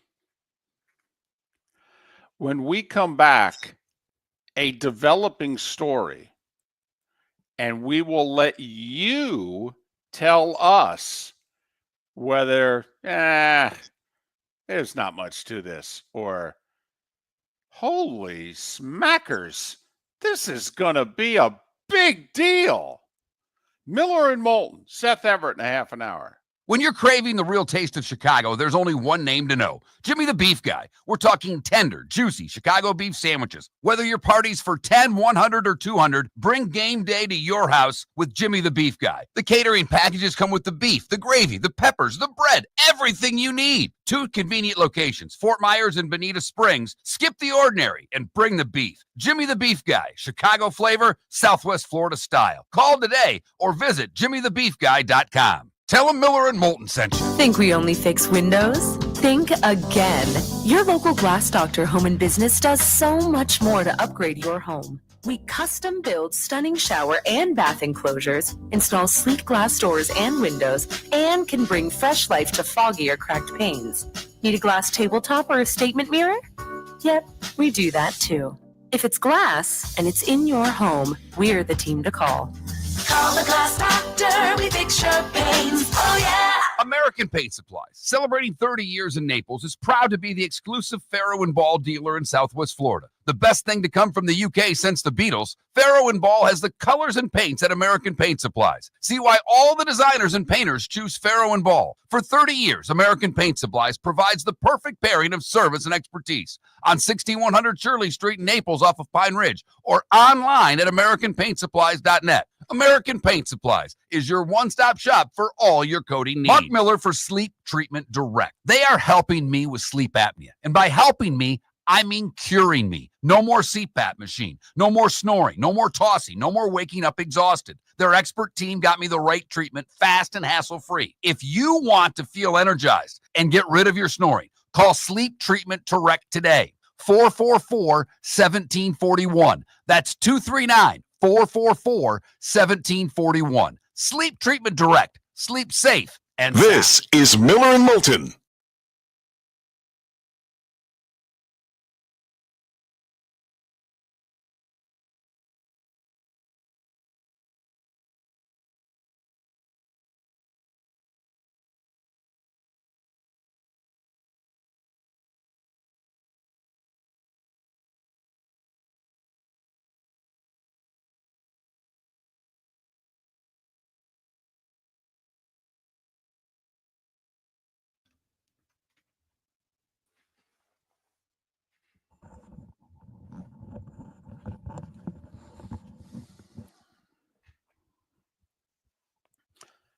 Can't spell citrus without UT.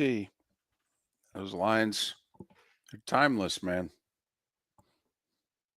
Ooh, it's Wednesday already. You know what that means?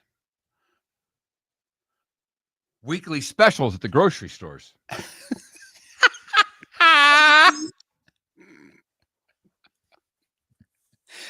It's going to become a segment.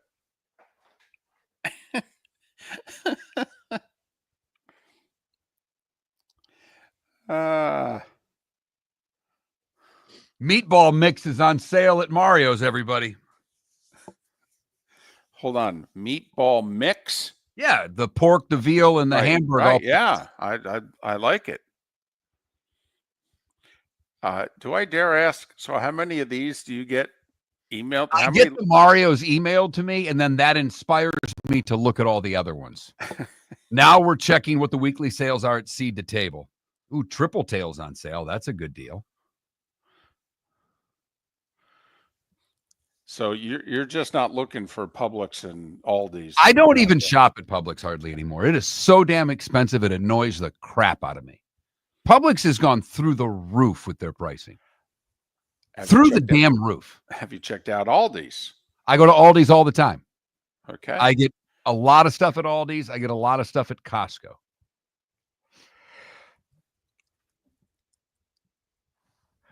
Sonny, I believe I even do produce at Walmart because Walmart's got a pretty good selection and their prices are fantastic.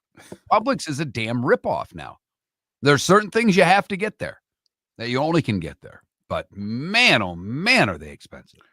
Robes. Publix is the Southwest Florida, well, really the state of Florida equivalent to Hornbachers. So how are the prices at Hornbachers?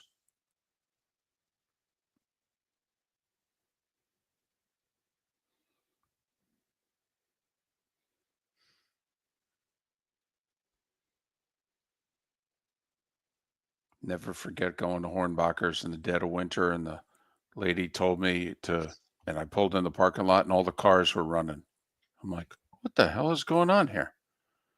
So I, of course, turn my car off, lock the doors, go inside, go up to somebody behind the counter and go, there's like 20 something cars out in the parking lot running. She goes, is your car running? I go, no. She goes, well, go outside, unlock your door and turn your car on. I'm like, somebody could steal it. She goes, nobody's going to steal the car. I'm like, where I'm from, that car's gone. Nobody's going to steal your car. This way your car will start when you're done shopping and your doors won't freeze over from the cold. What? And down here, I'm just the opposite. When I get my kid from school, I'm one of the parents who, because you have to walk out to where I get her. It's a car line, but you walk and get You them. leave the air on? You're damn right I do. Just sure enough. So I trusted that nice young lady behind the counter at Hornbachers. Ooh, Fresh Market's ridiculously expensive too. I would probably, for produce, I'd go local produce stand first. I would go, really and truly, I'd go Aldi's and Walmart. But it's specialty, I'd go to Sprouts. Then your meats, you're going to start at Jimmy P's. And then the people would argue with this. I'd go Costco next. And then I'd probably go to whatever that Italian market is on Cypress Lake. I couldn't tell you the name of it. Almost kind of kitty corner from Barbara B.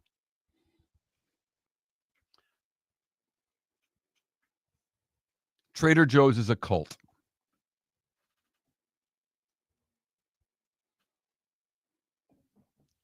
There, I said it.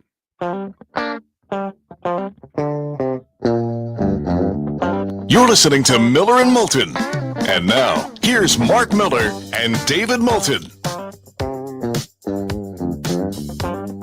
It's 22 minutes to the top of the hour.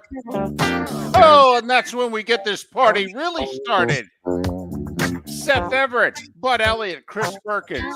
Boom, boom, boom. Lined up, locked and loaded, ready to go. Here on Miller and Moulton. 4 poll questions in honor of, for most of us, this being a 4-day work week with Monday having been Labor Day and most of us having been off. We ask you, if you could have a 4-day work week, what would your preference be? Monday through Thursday, Tuesday through Friday? Man, people telling us they want Saturday, Sunday, Wednesdays off, but we didn't put it as a choice. Don't know what to tell you.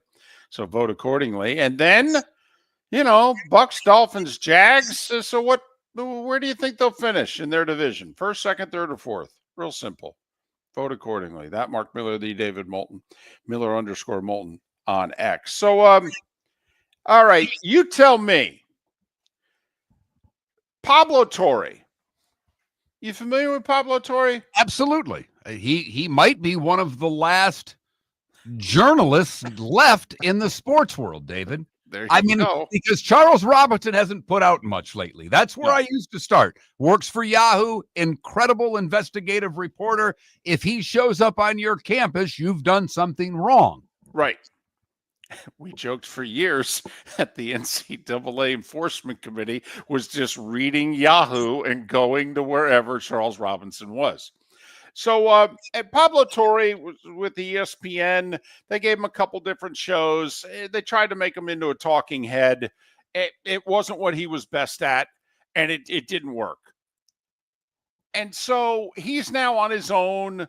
He's working, I think, for Levitard. Yes. And I think that he's company, part of that Meadowlark, the same company that Right. David Sampson works for. Right. And so, in fact, David Sampson appears on his show. And I think Pablo now goes by Pablo Torre Finds Out. I think that's his thing now. Yes. And like you said, Mark, what is he? He finds out. He finds stories. And there aren't many in the sports media world that are digging for stories. So yesterday he said, tomorrow morning I'm going to have a big story. Just be ready for it. Well, Mark, apparently here's the story. Steve Ballmer, really rich guy, owns the Clippers. Kawhi Leonard, star player on the Clippers, has got a max deal. When he signed it, it was a max deal. Now, the max deal now is a lot different than max deal then. But when Kawhi went to the Clippers, he got paid as much as you could pay a guy. And I think he signed an extension. Well, according to Pablo Torre, Steve Ballmer has so much money. How much money does he have? So, well, Mark, let me tell you. I'm on Match Game and MASH with references on the show before 8 a.m. I'm 608 years old. Well, and then I'm going to play the role of Gene Rayburn right now and just imagine me with the long microphone, okay, walking around saying, how much money does Steve Ballmer had? Well, he created a fake company. Something to do with planting of trees. And underneath that fake company, he pays Kawhi Leonard $28 million for a no-show job. Because apparently making a max deal in the NBA is not enough. I need to create a fake $50 million tree planting company and pay Kawhi Leonard $28 million of the 50. What's Robbie Benson going to show up to see the sprinklers go on? Steve Ballmer in the role of Nick Nolte. I mean, is this UCLA basketball? What the hell's going on here? This is Kentucky hoops in the 80s. I mean, Right. Come on now. Right. This is Keith Jackson at Oklahoma football. Right. This is how we used to do it, folks. No-show jobs. Okay, the media comes around. Does Keith Jackson work here? Yup. Well, where is he? Haven't seen him in months. Right. So let's just say this is true. That Steve Ballmer, to get around that pesky cap, because Kawhi Leonard's not making enough money, literally created a fake company and is burning tens of millions of dollars because he can, so that Kawhi could make a little more, change. If you're Adam Silver because you and I are old enough to remember when David Stern ran the NBA, and we know what David Stern would do. Okay, the Clippers would be worse than a G League team for the rest of the decade. I can't even begin to think what Stern would, if this is indeed true, the monetary fine that he would throw at the Clippers would be the largest fine ever given in pro sports history. First off, it would make transfer fees in the Premier League look like a joke, okay? That would be if we could make their newscast, okay, for something we did financially in our sports world, that would be something. He would take draft picks away. Mark, I think he'd take the franchise away, and I'm not kidding. I actually think he would say Make him sell? Yes, I do. Absolutely. Ooh, that's interesting. And I, you know what, David? I'm not even going to say you're wrong. I'm just going to say you're talking about, and I know it's a unbelievably small club that gets to own these teams. But when you're talking about who's the thickest, it may be Ballmer. I mean, he could be the richest owner in the league. Yeah, he could be the richest owner. I mean, outside of the folks that just bought the Broncos, because that's the Walmart family. I might put my money on Ballmer. Okay, he could be the richest owner in North American sports. Right. But Here's here's the way, the if you deal. get a chance, just quick sidebar. Go just Google Right. Steve Ballmer video when he was with Microsoft, Dancing. going nuts. If Steve you can take Ballmer it one step dancing. further, and I'll try to find the guy's name and I'll post the video on my X page. A guy does like 1 minute videos of movies and different things. He broke down this 1 minute Ballmer thing in a way that will make you laugh all day long. Okay. And listen, if that's Steve Ballmer at a Microsoft annual announcement, imagine Steve Ballmer with a drink or two at like his daughter's wedding. That's what I envisioned. I'm like, man, if he's like that on stage with Bill Gates, imagine him in a tux. I will say, having lived another life as a trip director and worked for big companies, I was like the third party company, used to do a lot of work with Buick back in the day, and they would have their new car announcement show. And you'd be amazed how when it's an inside industry thing, how excited these CEOs get over things that we could care less about. Look at the new tire on the Skylark. Woohoo! So I do get the Ballmer nuttiness from the Microsoft thing, but you're right. It does go to 11, very much so. You think he'd take the franchise away? Yeah, because I think it's one of two things. Either most of the league is doing this, and this is the first time anybody has found out about it, okay? Or the other owners would go, you lying, cheating blank. Okay, they don't. You want to compete against this? He's also, Mark, as you said, he's the richest guy in the room, and he's cheating?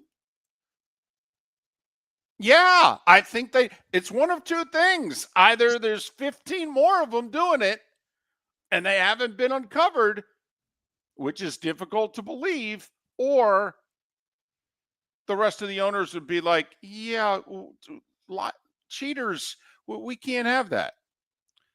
Now, I will say, Pablo Torre's last big story had all reflected around what was going on with the NFLPA and them throwing certain people out in the collusion there. And he was basically alluding that Goodell should be gone because of what was going on.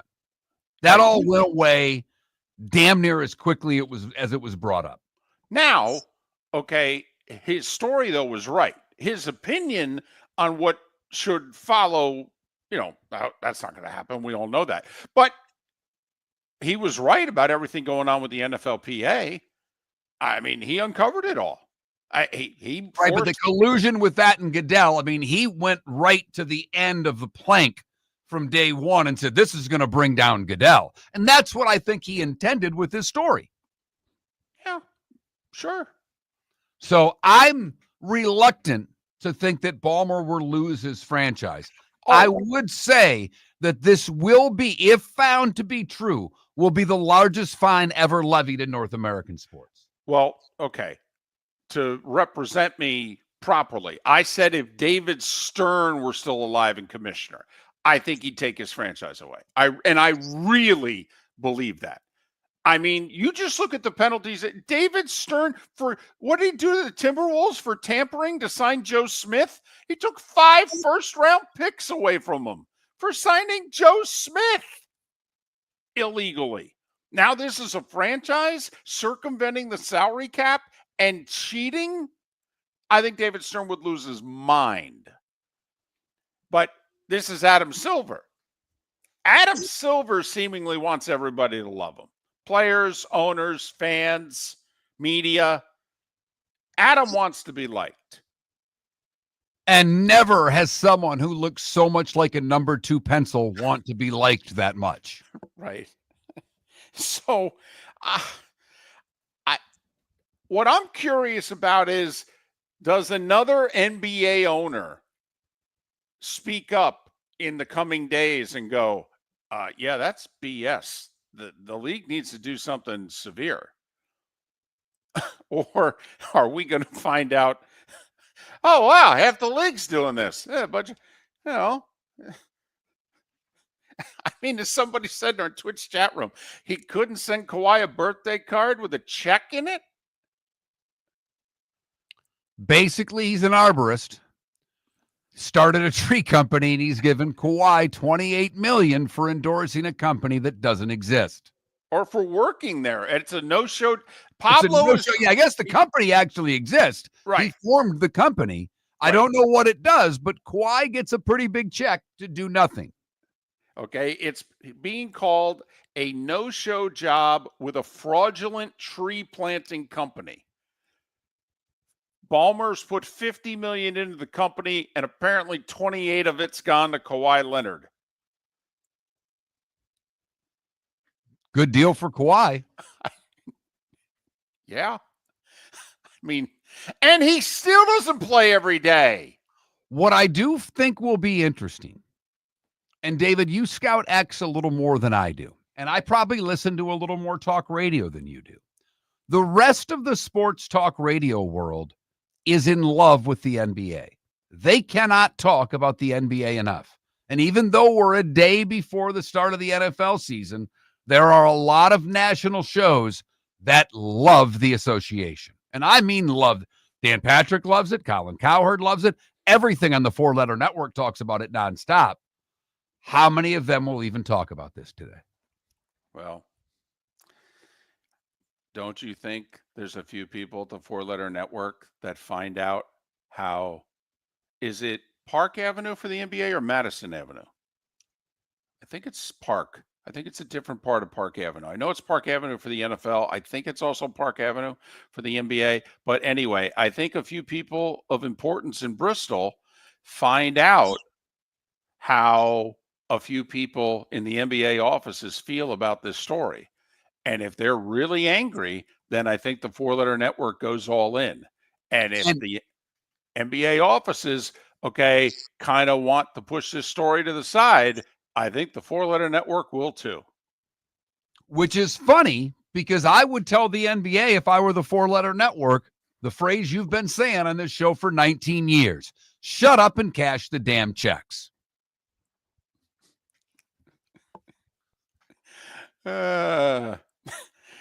NBC waits 20-something years to get back into the NBA. They could have a major scandal right before they air their first game. Okay, how much reporting do you think they're going to do on this? Not a damn thing. Isn't there something to talk about with the Cowboys? Hey, cue Carrie Underwood up one more time, will you? How about that John Test song? I haven't seen that promo enough.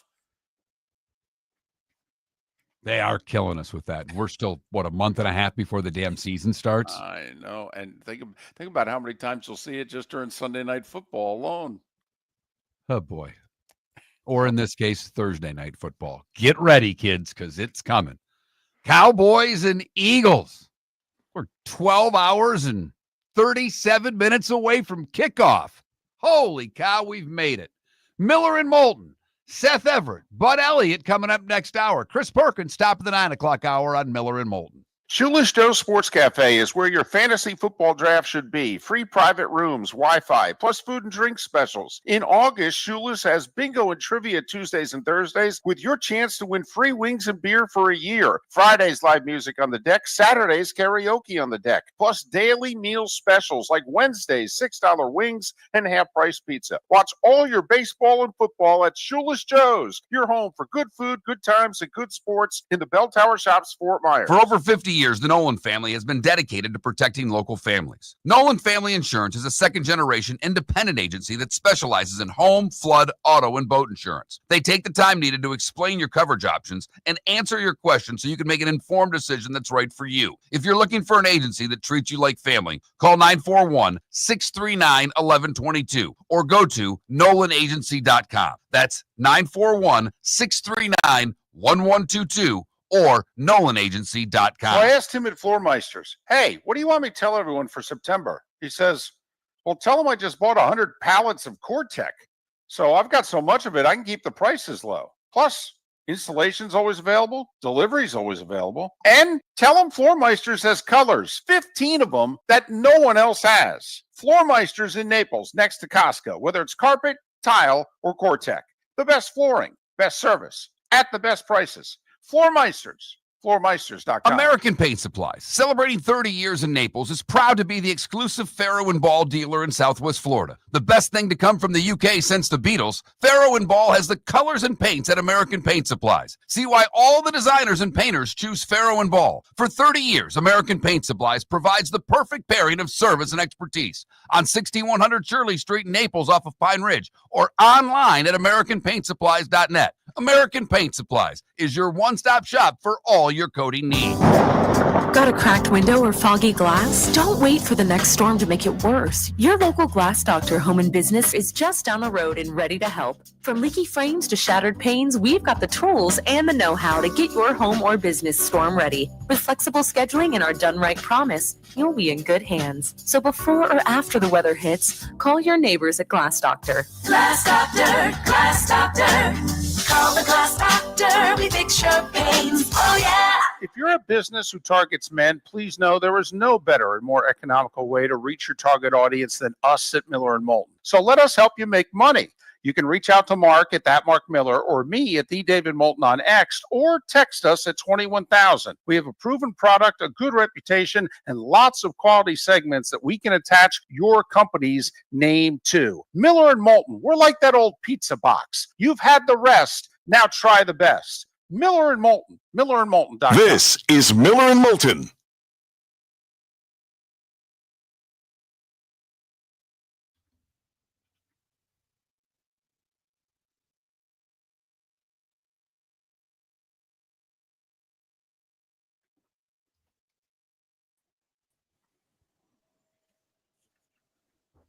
Morning, Seth. Good morning. A little nostalgia on my shirt. I got a new t-shirt. Saturn? Saturn. My dad My had first one. car.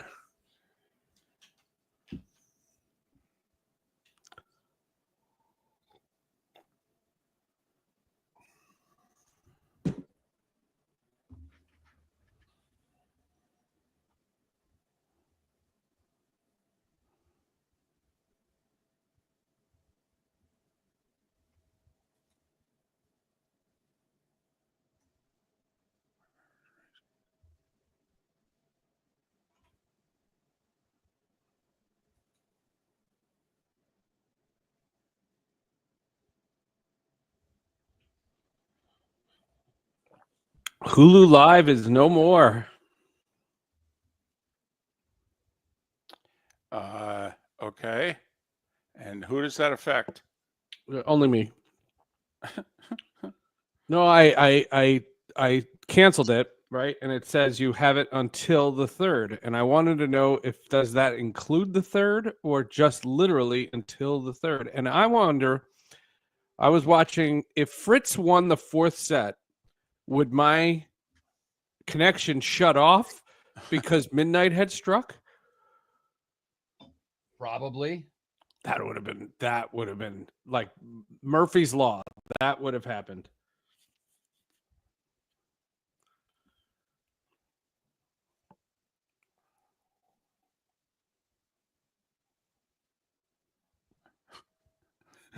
By the way, Mark, Dr. Franz, listening to us driving into work, Yeah. okay, said as of 3 months ago, he was estimated to be worth 136 billion.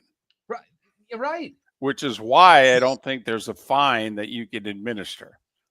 You're right. I might fine him $1, okay? But I'd ruin the franchise. Seth, do you remember, and I don't know if you will, there was a guy who did like movie reviews in a minute on X, and they were really funny. On Twitter? On Twitter. And he would do the one I saw was the Steve Ballmer video, which wasn't a movie, but he would break down like, the Patrick Swayze double deuce, when he's the bouncer, and he'd go, but everything was in a minute. And he'd do episodes of Saved by the Bell, and I can't think of the guy's name. And he did a Ballmer one that just makes me cry. No, I thought you were talking like old, like Gene Shalit kind of thing. Roadhouse. Thank you. Didn't want that bothering you.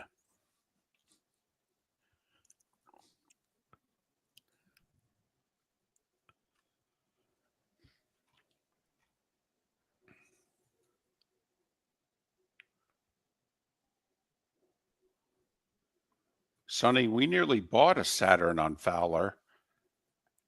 And at the last minute, we caught them lying to us about something significant, and we walked out. The Saturn? Yeah. The car of the future? My mom bought one. I love my Saturn.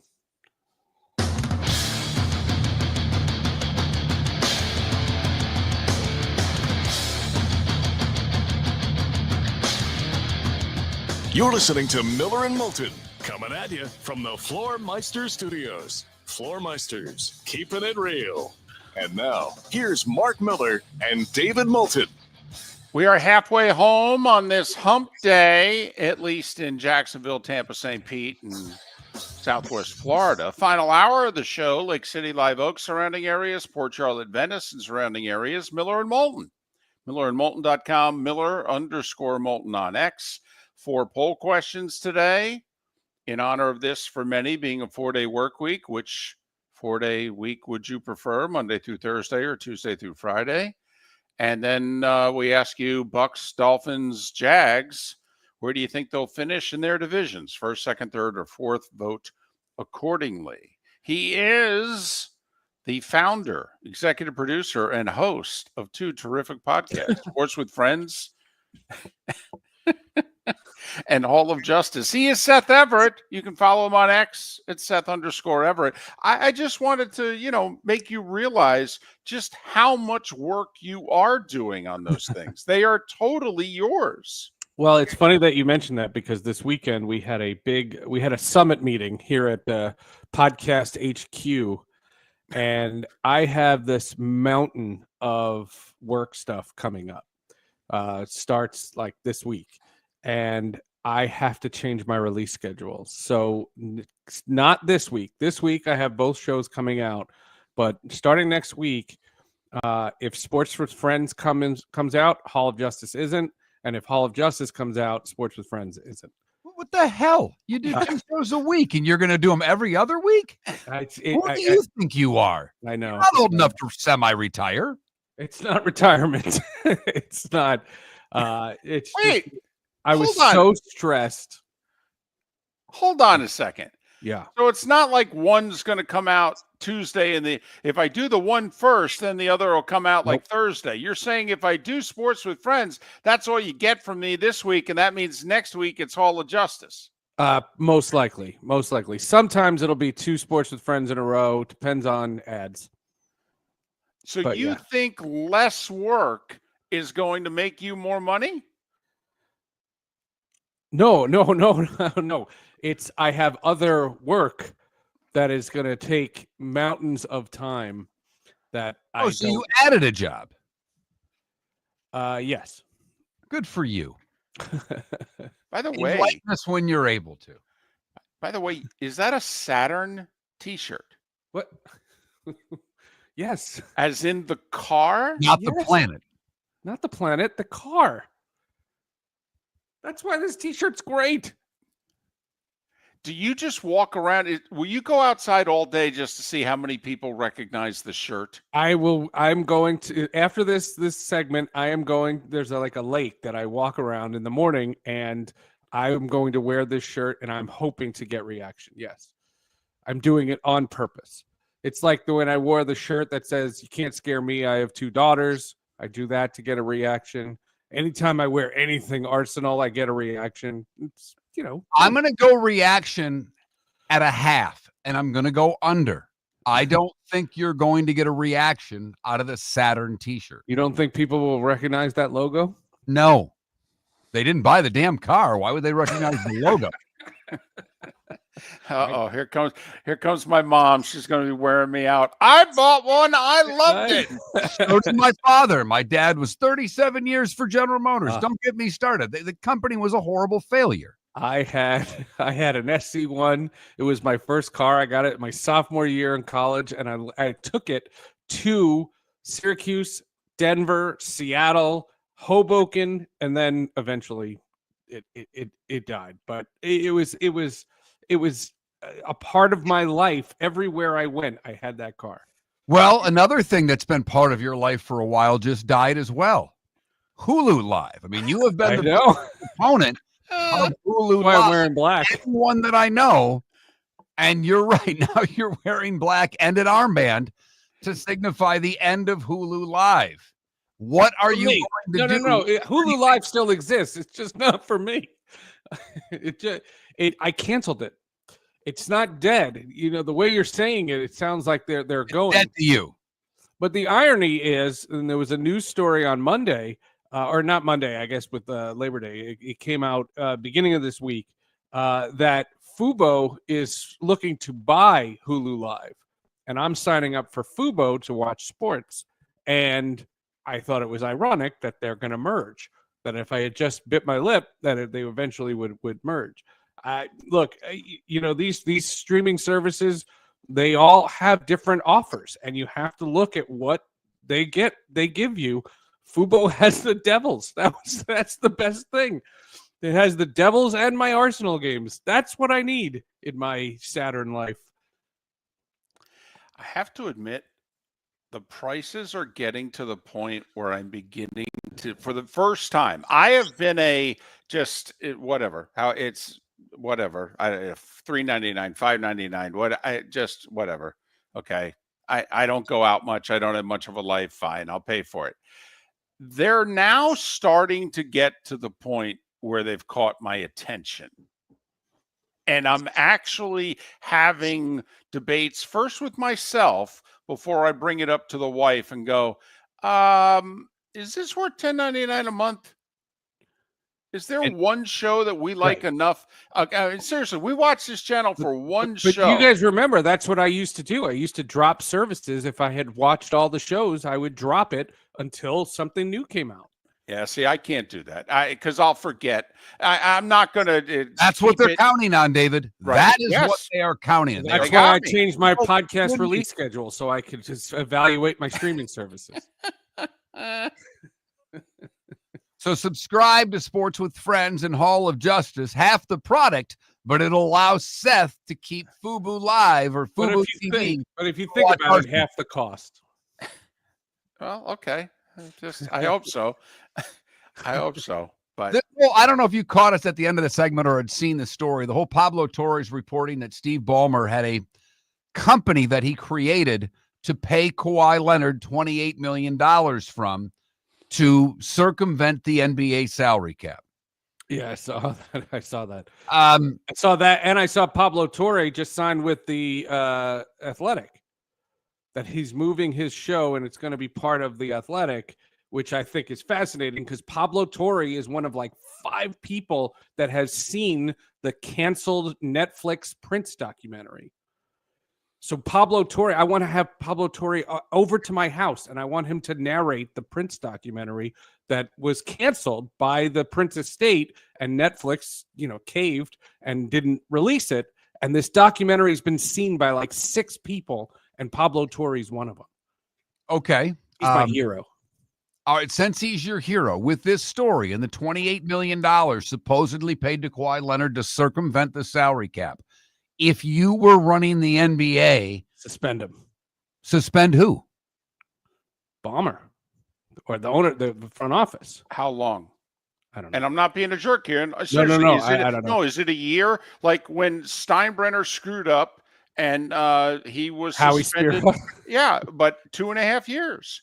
He was, not the operating owner of the Yankees. I'm curious, how long are you going to kick him out of the league for? I don't know. I don't know. Length. I mean, do you do it where you say it's indefinite and you see? I mean, the irony is that Steve Ballmer was there to replace Donald Sterling. Correct. Oh no, here's the real irony. Do you know how indebted the league is to Steve Ballmer? Right, Forget that he replaced Sterling.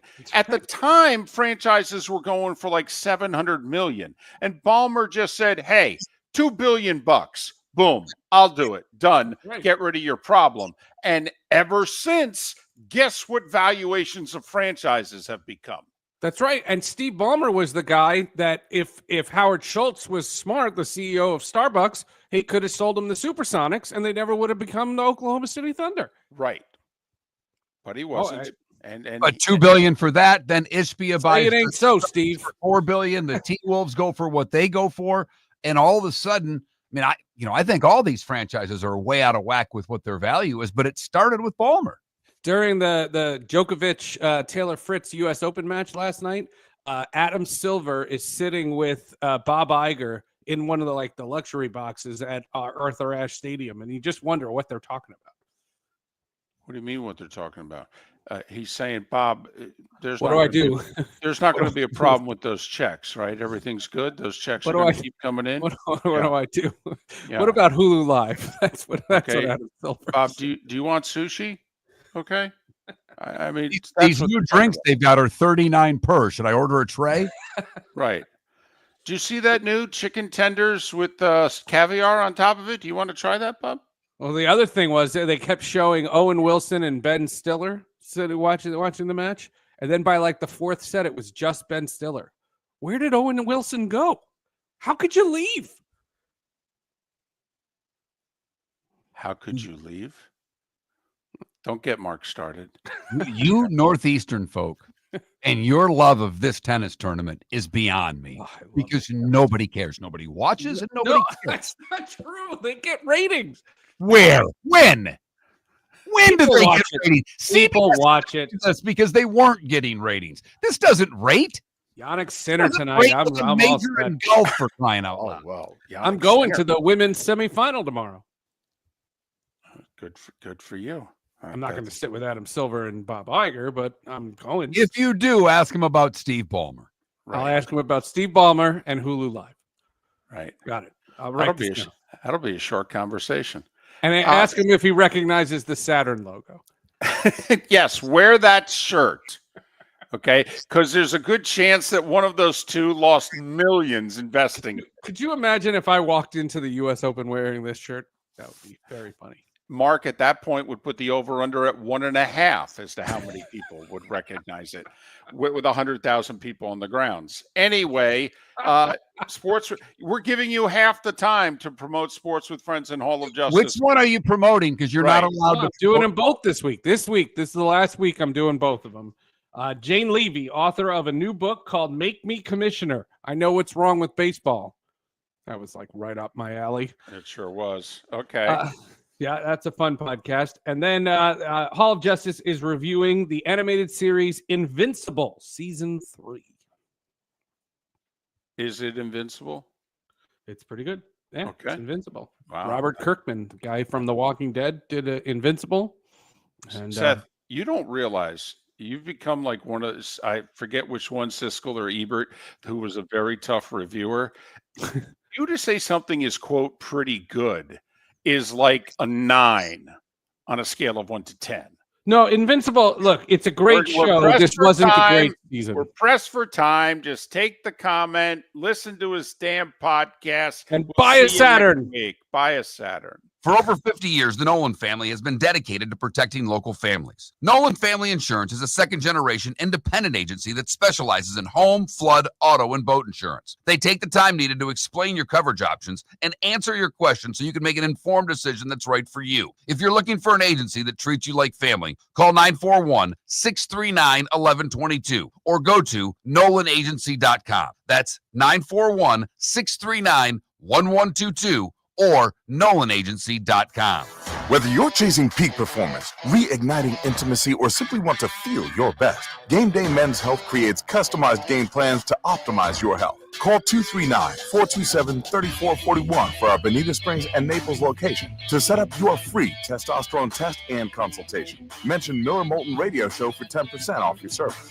Find your maximum self with Game Day Men's Health, Bonita Springs and Naples, Florida. Call 239-427-3441 today. American Paint Supplies, for nearly 30 years, is your one-stop shop for all your coating needs. If you are a designer, a contractor, a professional painter, or a weekend warrior, American Paint Supplies is the place where experts go to get expert solutions. At 6100 Shirley Street in Naples off of Pine Ridge, American Paint Supplies delivers the best solutions with the best products with the best support. Meet Gene and his team today at American Paint Supplies. Call 239-566-2700. That's 566-2700 or online at AmericanPaintSupplies.net. So I asked him at Floormeisters, hey, what do you want me to tell everyone for September? He says, well, tell them I just bought 100 pallets of Core-Tech.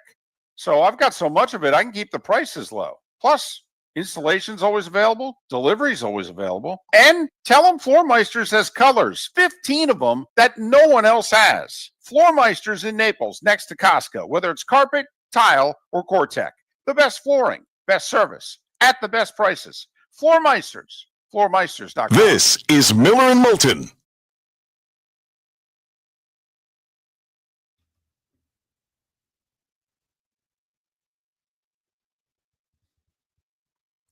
I've got something here if you do not. Okay.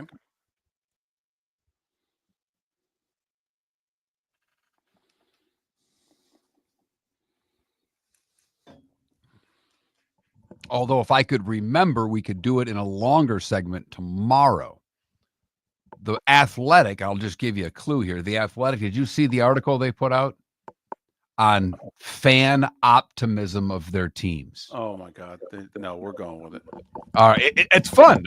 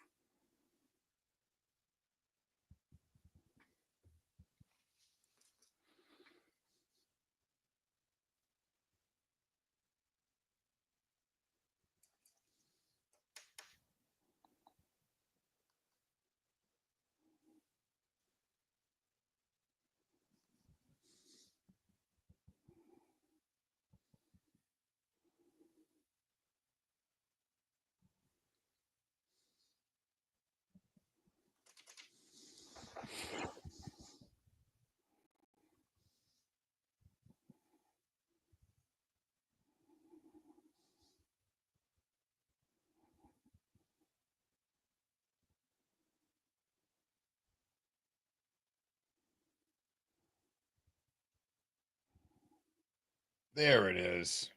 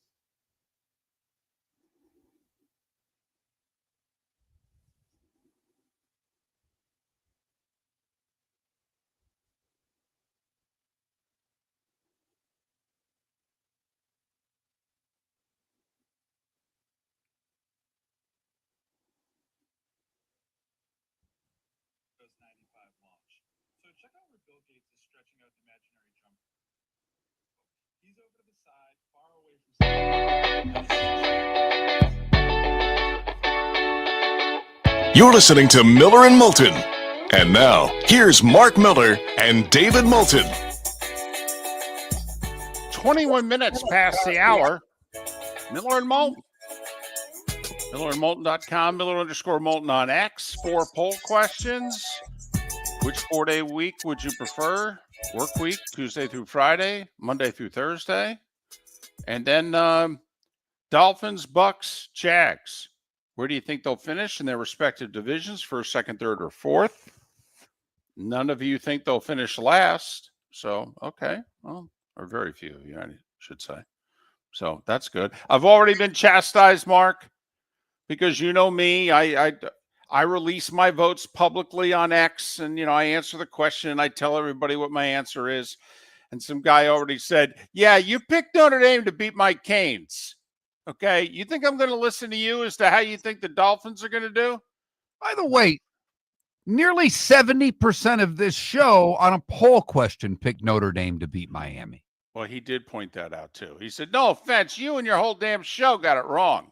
I was supposed to listen to you. We got Ohio State wrong. Yeah. We got Notre Dame wrong. And we got Clemson wrong. As show host and an audience, we were 60+% and 65+% in most cases. So, yeah, I said to him, I go, sir, if the opinions are free, okay, then, how good can they be? Right? I mean, it's when you're paying for them that, they're good. You get what you pay for. And in this case, it's bupkis. Got it?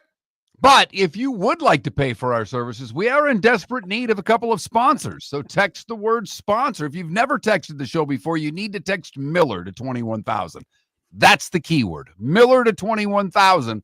Then text as much as you would like. But we have some great opportunities. We just added Tampa. Great opportunities. Very cost-effective advertising. Miller and Moulton, let us know. You can text us if you want to jump on board. David, Pat Kerwin's been on our show forever. And Pat Kerwin has said, and we've adapted the philosophy, there are 2 things that a fan base wants: winning and hope. And The Athletic penned an article that is all about hope. It is the NFL Hope-O-Meter. It's a poll which measures how optimistic fans are about their team heading into the season. Now, They did this before the Micah trade for what it's worth. So that would, the Green Bay number would probably be higher. The Dallas number would probably be a little lower.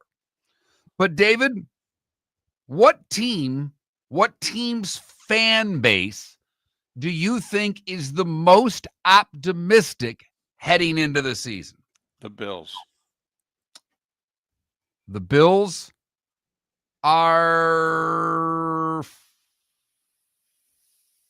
sixth, I believe.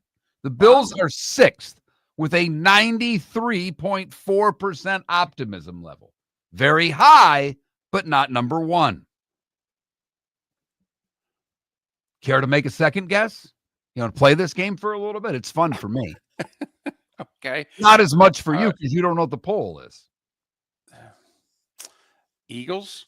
The Eagles are number two with a 98.3% optimism. And just think about that number for a second.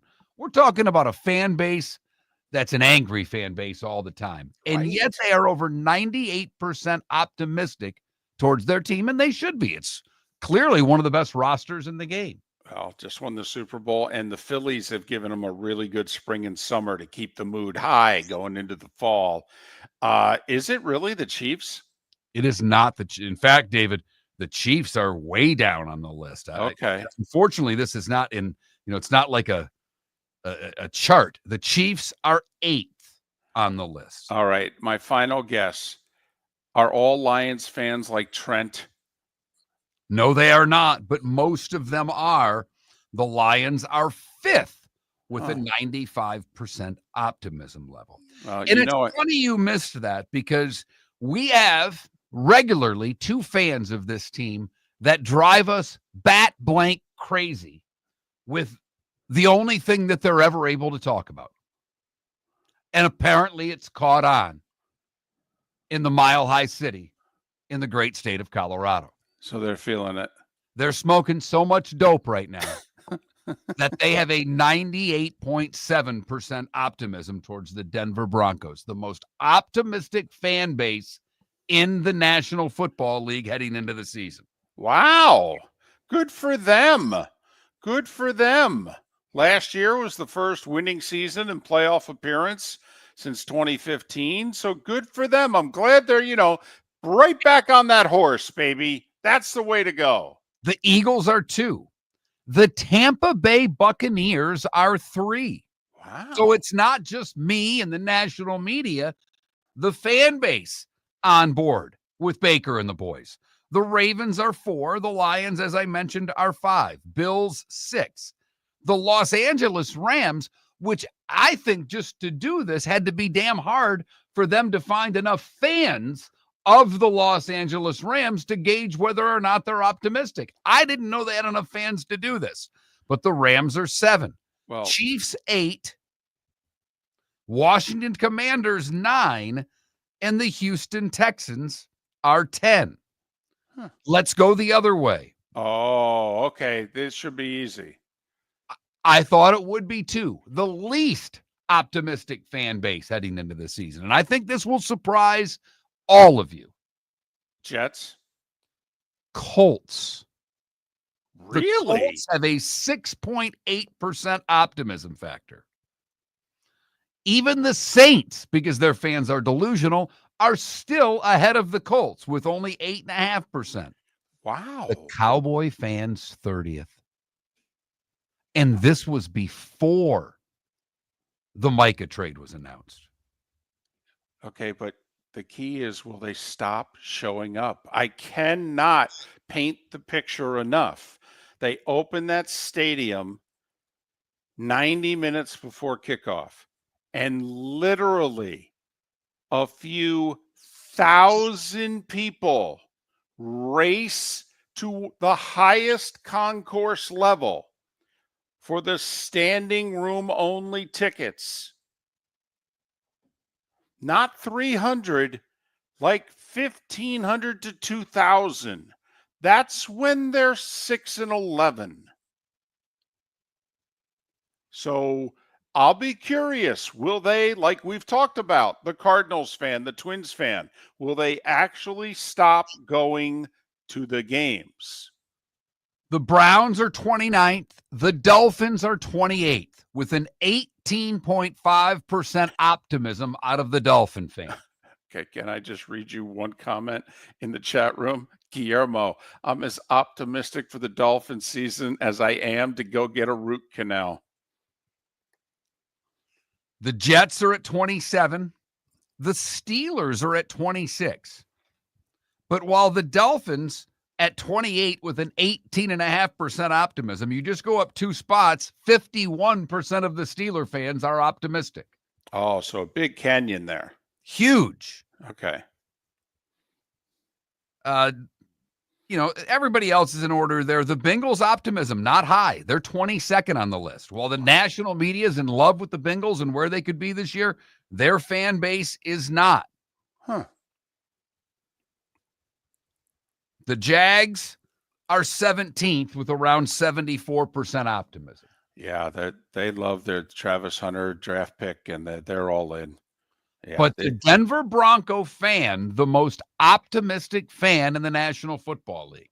And the Colt fan, the least optimistic. Danny Dimes not getting it done for the Colts. What's weird is the Colts have gone 17-17 the last 2 years. They haven't gone like 7-27. No.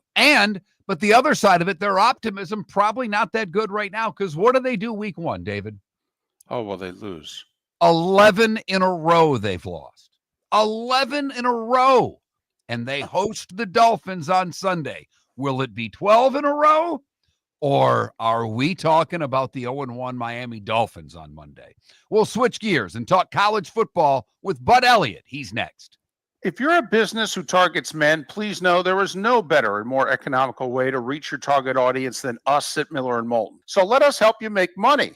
You can reach out to Mark at that Mark Miller or me at the David Moulton on X, or text us at 21,000. We have a proven product, a good reputation, and lots of quality segments that we can attach your company's name to. Miller & Moulton, we're like that old pizza box. You've had the rest, now try the best. Miller & Moulton, millerandmoulton.com. American Paint Supplies, for nearly 30 years, is your one-stop shop for all your coating needs. If you are a designer, a contractor, a professional painter, or a weekend warrior, American Paint Supplies is the place where experts go to get expert solutions. At 6100 Shirley Street in Naples off of Pine Ridge, American Paint Supplies delivers the best solutions with the best products with the best support. Meet Gene and his team today at American Paint Supplies. Call 239-566-2700. That's 566-2700, or online at AmericanPaintSupplies.net. I asked him at Floormeisters, hey, what do you want me to tell everyone for September? He says, well, tell them I just bought 100 pallets of Core-Tech.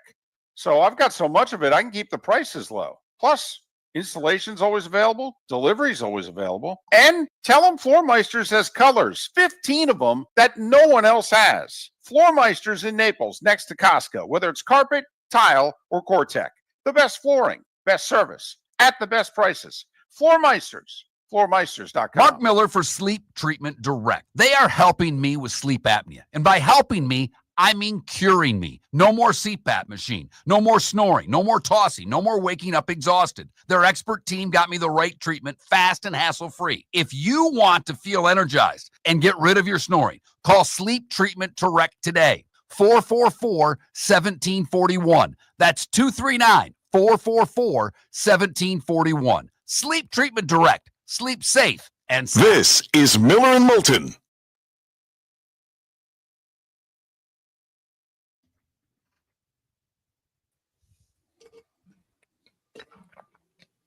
What's going on, guys? How you doing? Doing well. What y'all up to? Another day. Man, no doubt. Another day. Looking at this week 2 schedule, getting really excited about the third best Big Ten game being Michigan State and Boston College. Which is not awful, but not great. It's awful. It's a bad ACC team and a bad Big Ten game. The Big Ten this year kind of has what went on with the SEC last year, where the SEC just had bad matchups to start the year. And then they had some absolute bangers in like the final 2/3.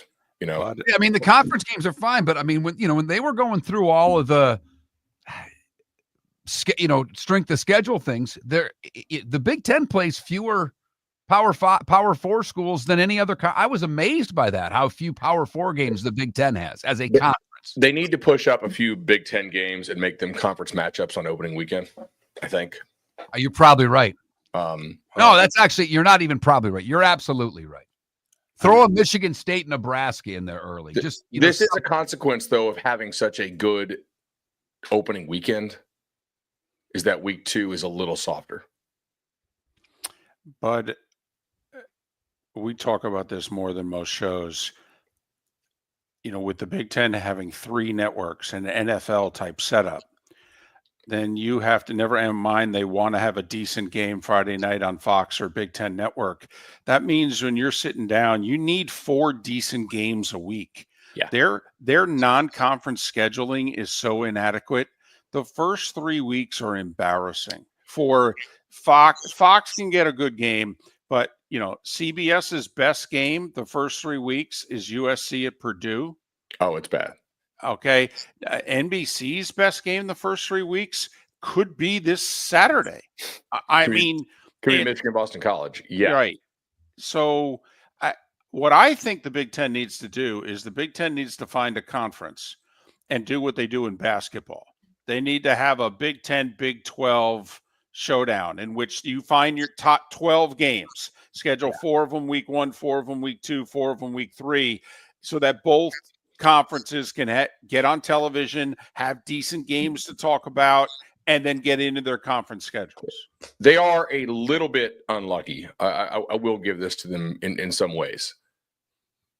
When Oregon scheduled Oklahoma State, right, like if that is anywhere near the Oklahoma State that they were playing at when that game was scheduled, right, this whole thing looks a lot better. Right. Instead of a 28-point favorite, they're a 10 or 12-point favorite. Because then CBS would get Iowa State, or NBC would, right? And then CBS has Michigan State, Boston College, or and everybody's pretty happy. Instead, you get this. But to your point, that's why you need 4 good ones, not 3. Right.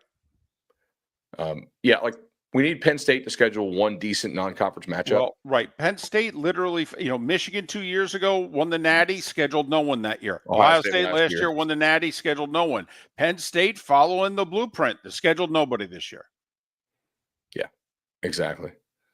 Did they buy anybody out of a game to change their schedule, or is this just how it was set up? I'm not sure. Also, one of the issues is you have Michigan at Oklahoma.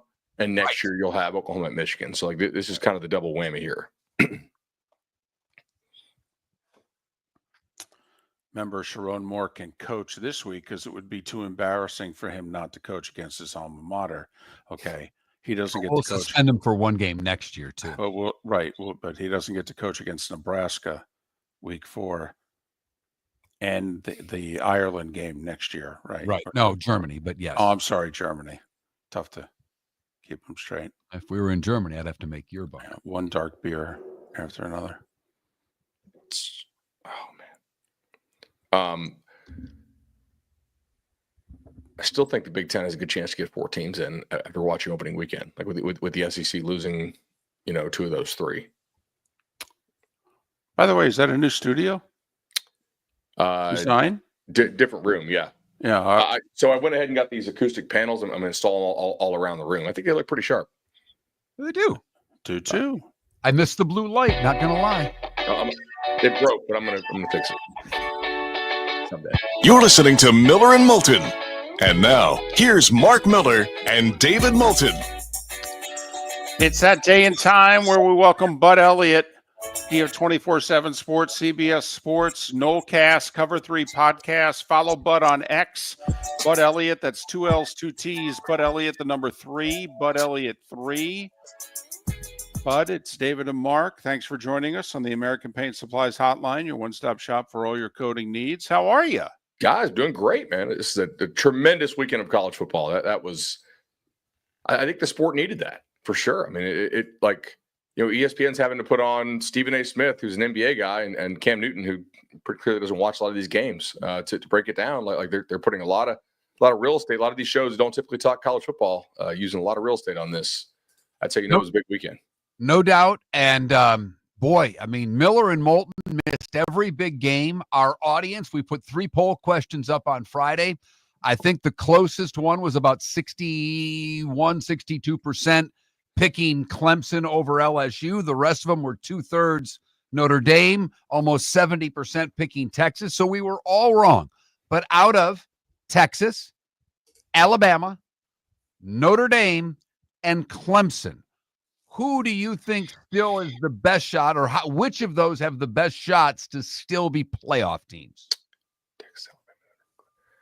I would say Bama clearly is the odd man out there as far as the least shot. I did my updated playoff. I still have the other 3 teams in the playoff.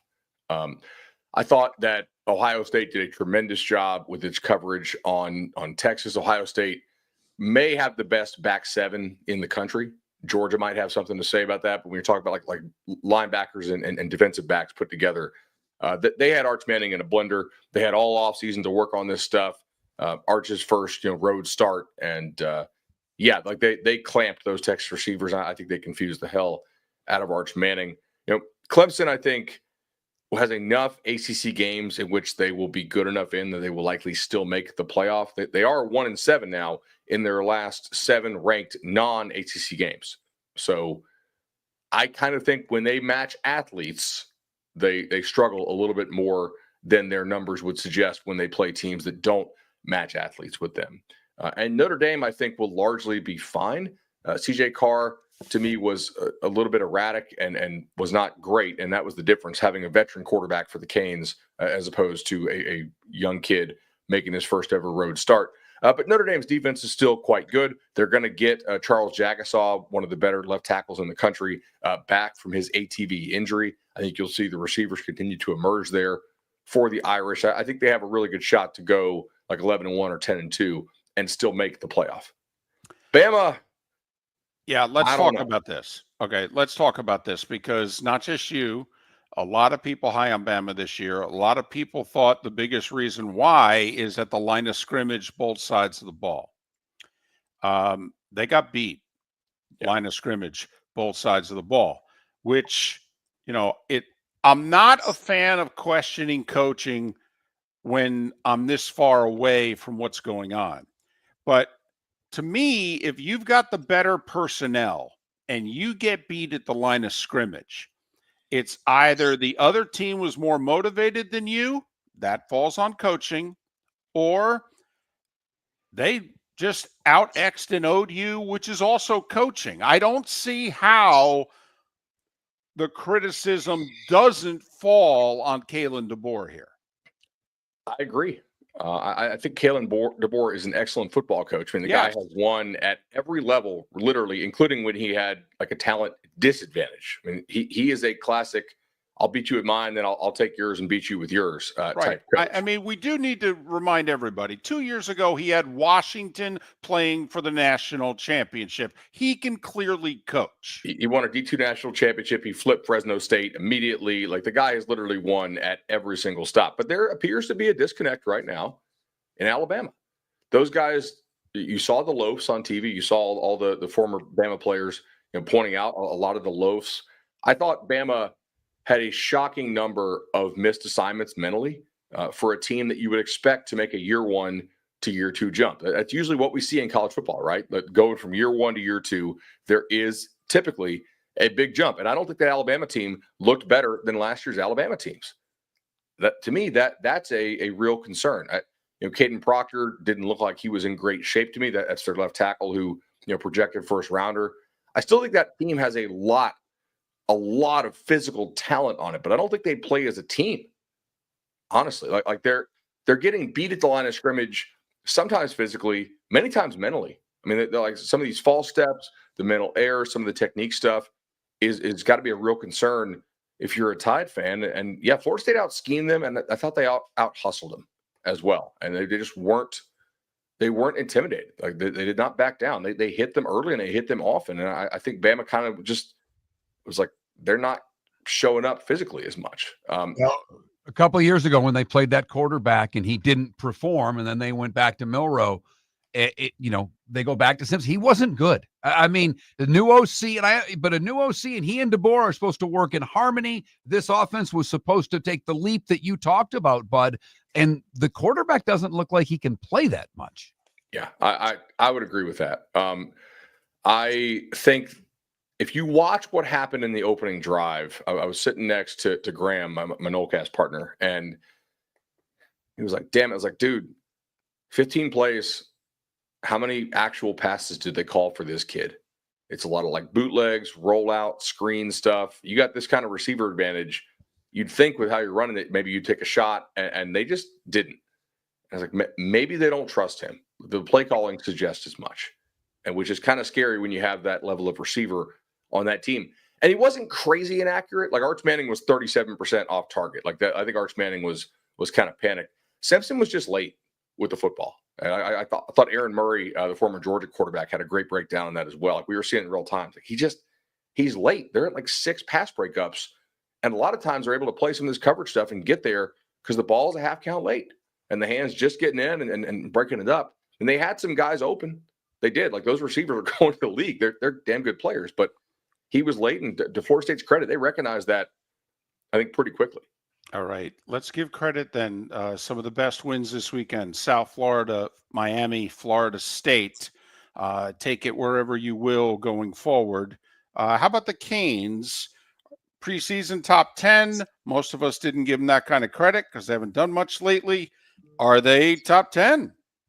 I think so. I had them in my preseason playoff projection just because I thought, like, line of scrimmage wise, they'd be very good. They spent a lot of money in the transfer portal. I figured if they hit on like even half the guys they brought in there in the portal, the defense would be much improved. I thought Corey Heatherman, the hire that they made from Minnesota, the D coordinator, is at least a good hire, right? And somebody who has a track record of being a good play caller on defense. Offensive line is pretty beastly. I thought the receivers did some nice things. I mean, Beck, I thought, played quite well overall, and yet the one touchdown pass was one of his worst decisions of the entire day. And if the Notre Dame kid, if it's last year's Notre Dame defense, that's picked all day, I think. And for some reason, he was just flat-footed there on the goal line, didn't get to it. And the Miami kid they took from LSU just reaches out and plucks it, one of the better catches of the year.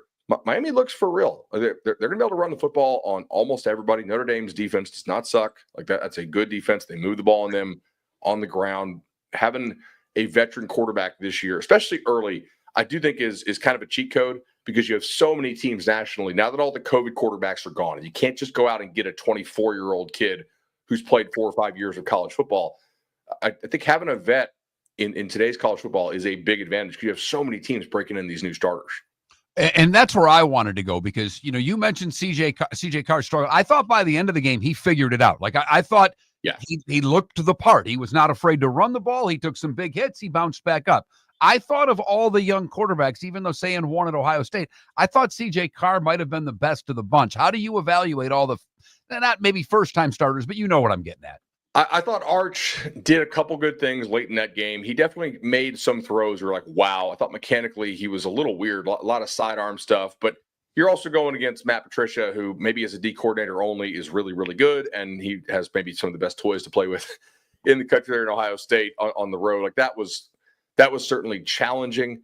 Klubnik does not appear to have taken the leap. I've never been a big Klubnik guy as far as like top half of the first round because I thought he just kind of feasted on some of the bad ACC teams. Lagway kind of TBD. I thought he made a couple nice throws and had a couple misfires. But I do think he still has a lot of potential. Bryce Underwood from Michigan, he looks like the real deal. It's New Mexico. New Mexico is an awful defense. But the variety of throws he made, I thought, were pretty impressive. The touch passes and the bullet stuff, that was quite good. One thing to watch this weekend, John Mateer had some real big highlight plays for Oklahoma, but I've got some buddies in scouting and they're big Oklahoma fans and they're nervous because he missed seeing a lot of open guys and like they're like, you're supposed to read this 1 to 2 here, and he never gets off 1, and 1's triple covered, and he's throwing it at him, and 2's wide open. Like if that's happening against their FCS opponent, Illinois State. You know who sees that as well? Michigan. And they're probably very, very excited to see that maybe Mateer's not seeing the field as well as Oklahoma fans would have wanted. So maybe that's more of a game than we thought, even with Michigan, one of their best defensive players, Jayshon Barham, suspended for a ridiculous targeting call last weekend. Well, how much of a glow are we going to give the winner of this Michigan-Oklahoma game? Michigan, Underwood, his first true road game. If by chance they lose, easy to make legitimate excuses. But if Oklahoma wins, and they're a slight favorite, 4.5 is the number I think right now at home, does this mean that Oklahoma is a playoff contender? How good, if Oklahoma wins, do we then think they are? I had Oklahoma as the 8 seed hosting Texas in Norman in my updated projected playoff, which would be, that thing would do some numbers, guys, for sure. Might need some heavy police presence there as well. Those fan bases are not too kind to each other. And that game's never played on campus either, right? It's always in the Cotton Bowl. I think Oklahoma has a chance to be for real. They are starting 2 true freshman offensive linemen. Again, quarterback maybe not reading the field as well as you hope. 2 18-year-olds there on the offensive line. My guess is Michigan will have something cooked up for that offensive scheme, and we'll have to see how many kind of special scramble around plays John Mateer can make. Or, again, Brent Venables is not a shabby defensive play caller himself, and he's get to face an 18-year-old in Bryce Underwood, who maybe has some limited weapons, shall we say, out wide for Michigan.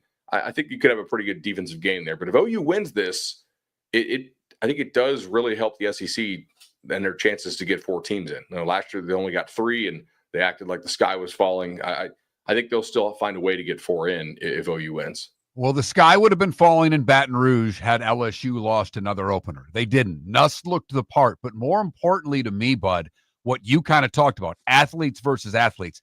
That defense last year was Swiss cheese. Anybody could run on them. And that D-line stood up against Clemson, Bud. They did. They also played their game. They were very true to who they wanted to be. They blitzed 68% of the time. Like, that's an incredible amount of trust in what you do. And they basically said, like, we're not going to sit here and play coverage. We're probably not that good at just sitting here and play coverage. We're going to come after you. We're not going to make Harold Perkins be a coverage player very often. We're going to blitz him. And if you can beat it, cool, we'll deal with the consequences. And Clemson repeatedly could not. They had protection issues. I thought Klubnik was very jittery in the pocket. He did a lot of this thing that he was doing 2 years ago where he kind of panicked, fled early, and just flushed right and threw the ball away repeatedly. LSU looks for real. I do have some questions when they face a little bit bigger, badder teams on the line of scrimmage, specifically like a team that has a better offensive line than Clemson does. But they clearly look like a top 5, top 8 team, no doubt. And there's like 12 or 14 teams that I could see getting right and winning this whole thing this year. Nobody looks like an unbeatable Death Star through week 1. All right. Got about 90 seconds. 2 games we'd like to touch on. Cyhawk, Iowa at Iowa State. This would be a hell of a 3-0 start for the Cyclones. What do you think? Major game for the Big 12 as well. If they get this, Big 12, I think their chances of getting 2 teams in the college football playoff goes up quite a bit. Iowa's defense, is it as good as it usually is? That's going to be one of the keys here to watch. They have a new secondary. Iowa State breaking in all new receivers who have been kind of so far this year. I think quarterback edge early on to Iowa State. Gronowski, the quarterback that Iowa took, has not been great so far, but it's one game. I'm really excited to watch this.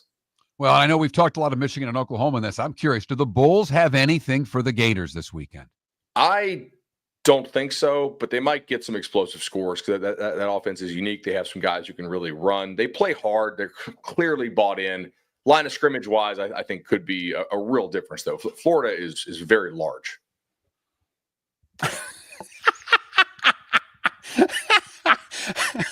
Emphasis on very or large? But both. Like, dude, they're just those guys are pretty beefy up front. You looked like we ran into Jonathan Ogden at a Super Bowl radio row one time. Mark and I looked at one another like I've never seen a human being bigger. I mean, that's what you looked like. Elevator at the Orange Bowl coming out from the media box with the Big Show. Oh, I was like, whoa! I saw him once. You check the weight limit. You're like, yeah, that's a large human. Yeah. His opinions are large. His podcast is fantastic. Cover 3, along with all the other things he does. He's Bud Elliott. He joins us every week here on Miller and Moulton. Shoeless Joe's Sports Cafe is where your fantasy football draft should be. Free private rooms, Wi-Fi, plus food and drink specials. In August, Shoeless has bingo and trivia Tuesdays and Thursdays with your chance to win free wings and beer for a year. Fridays, live music on the deck. Saturdays, karaoke on the deck. Plus daily meal specials like Wednesdays, $6 wings and half-price pizza. Watch all your baseball and football at Shoeless Joe's, your home for good food, good times, and good sports in the Bell Tower Shops, Fort Myers. American Paint Supplies, for nearly 30 years, is your one-stop shop for all your coating needs. If you are a designer, a contractor, a professional painter, or a weekend warrior, American Paint Supplies is the place where experts go to get expert solutions. At 6100 Shirley Street in Naples off of Pine Ridge, American Paint Supplies delivers the best solutions with the best products with the best support. Meet Gene and his team today at American Paint Supplies. Call 239-566-2700. That's 566-2700 or online at AmericanPaintSupplies.net. When Glass Doctor replaces your windshield, we don't just send you on your way, we send you off protected. Your local Glass Doctor includes the industry's only 12-month windshield protection plan at no extra cost. That means unlimited chip repairs and even a one-time replacement if needed. High-quality service backed by real peace of mind, right here in your neighborhood. Glass Doctor, Glass Doctor. Call the Glass Doctor. We fix your pains. Oh, yeah. Exclusions apply. See your local Glass Doctor for For over details. 50 years, the Nolan family has been dedicated to protecting local families. Nolan Family Insurance is a second-generation independent agency that specializes in home, flood, auto, and boat insurance. They take the time needed to explain your coverage options and answer your questions so you can make an informed decision that's right for you. If you're looking for an agency that treats you like family, call 941-639-1122 or go to NolanAgency.com. That's 941-639-1122 or NolanAgency.com. So I asked him at Floormeisters, hey, what do you want me to tell everyone for September? He says, well, tell them I just bought 100 pallets of Core-Tech. So I've got so much of it, I can keep the prices low. Plus, installation's always available. Delivery's always available. And tell them Floormeisters has colors, 15 of them that no one else has. Floormeisters in Naples, next to Costco, whether it's carpet, tile, or Core-Tech. The best flooring, best service, at the best prices. Floormeisters, floormeisters.com. When you're craving the real taste of Chicago, there's only one name to know. Jimmy the Beef Guy. We're talking tender, juicy Chicago beef sandwiches. Whether your party's for 10, 100, or 200, bring game day to your house with Jimmy the Beef Guy. The catering packages come with the beef, the gravy, the peppers, the bread, everything you need. 2 convenient locations, Fort Myers and Bonita Springs. Skip the ordinary and bring the beef. Jimmy the Beef Guy, Chicago flavor, Southwest Florida style. Call today or visit jimmythebeefguy.com. Tell him Miller and Moulton sent you. This is Miller and Moulton.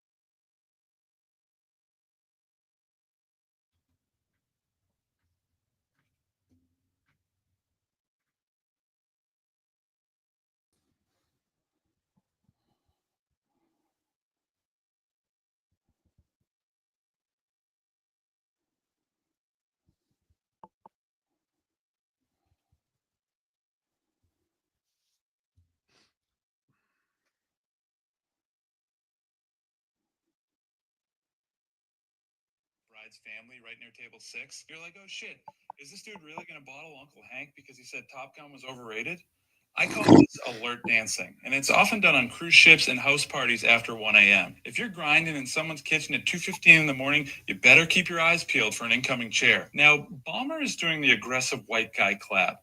This can be used if you're coaching the league, or if you bought a boat, or simply trying to stop a dog from shitting on your back porch. And he rolls right into the half fist pump that turns into an air drum solo. And he can't really control his arms. That's because his body is feeling both an incredible high, but also relief. Like when you do the perfect amount of cocaine. You're all jacked up, but but you're in that comfort zone where you know your heart isn't going to explode. I like to call that skiing with dynamite. Now, Bill senses this and starts to make his way over. He realizes that his buddy's given up the possibility of fighting a complete stranger, and he kind of just like slowly gets pulled over like a dog on a skateboard because the DJ's playing Shout, and he wants to do the little bit softer now part. Everyone knows Bill doesn't have cartilage in his ankles, and he gets so low. But in the last frame, if we pull out to the last frame, you see Ballmer is taking it to another level. He's frantically waving everyone to come see the possum he strangled with his bare hands. And Bill Gates is upset with that. He's doing the non-aggressive white guy clap. This can be used when you're at Macy's with your wife and Sheryl Crow comes on, if you're at an art opening, or if you're trying to break up a fight in the subway without getting stabbed in the throat. This says, hey, I'm here, but if anyone needs me, I'll just be like in the corner drinking a Zima, minding my business. First off, before you say anything, I'm a coach whose first name is Caleb. What do you expect? Gosh, that's funny. It's funnier today. JB Vike, that is a guy by the name of Mike Camilnero or something along those lines, breaking down the Steve Ballmer video from the Microsoft convention many years ago. And with Ballmer making the news today, I couldn't help but see it. If you are on X, I just retweeted it. You sent Chris the link, right? I did.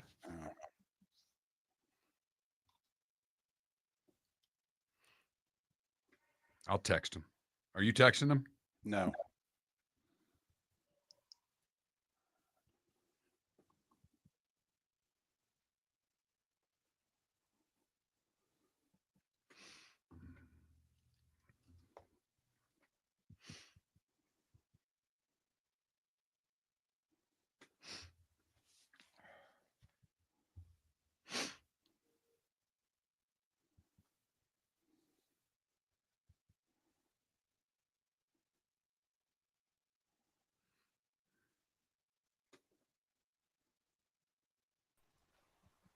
There he is. There he is. Morning, sir.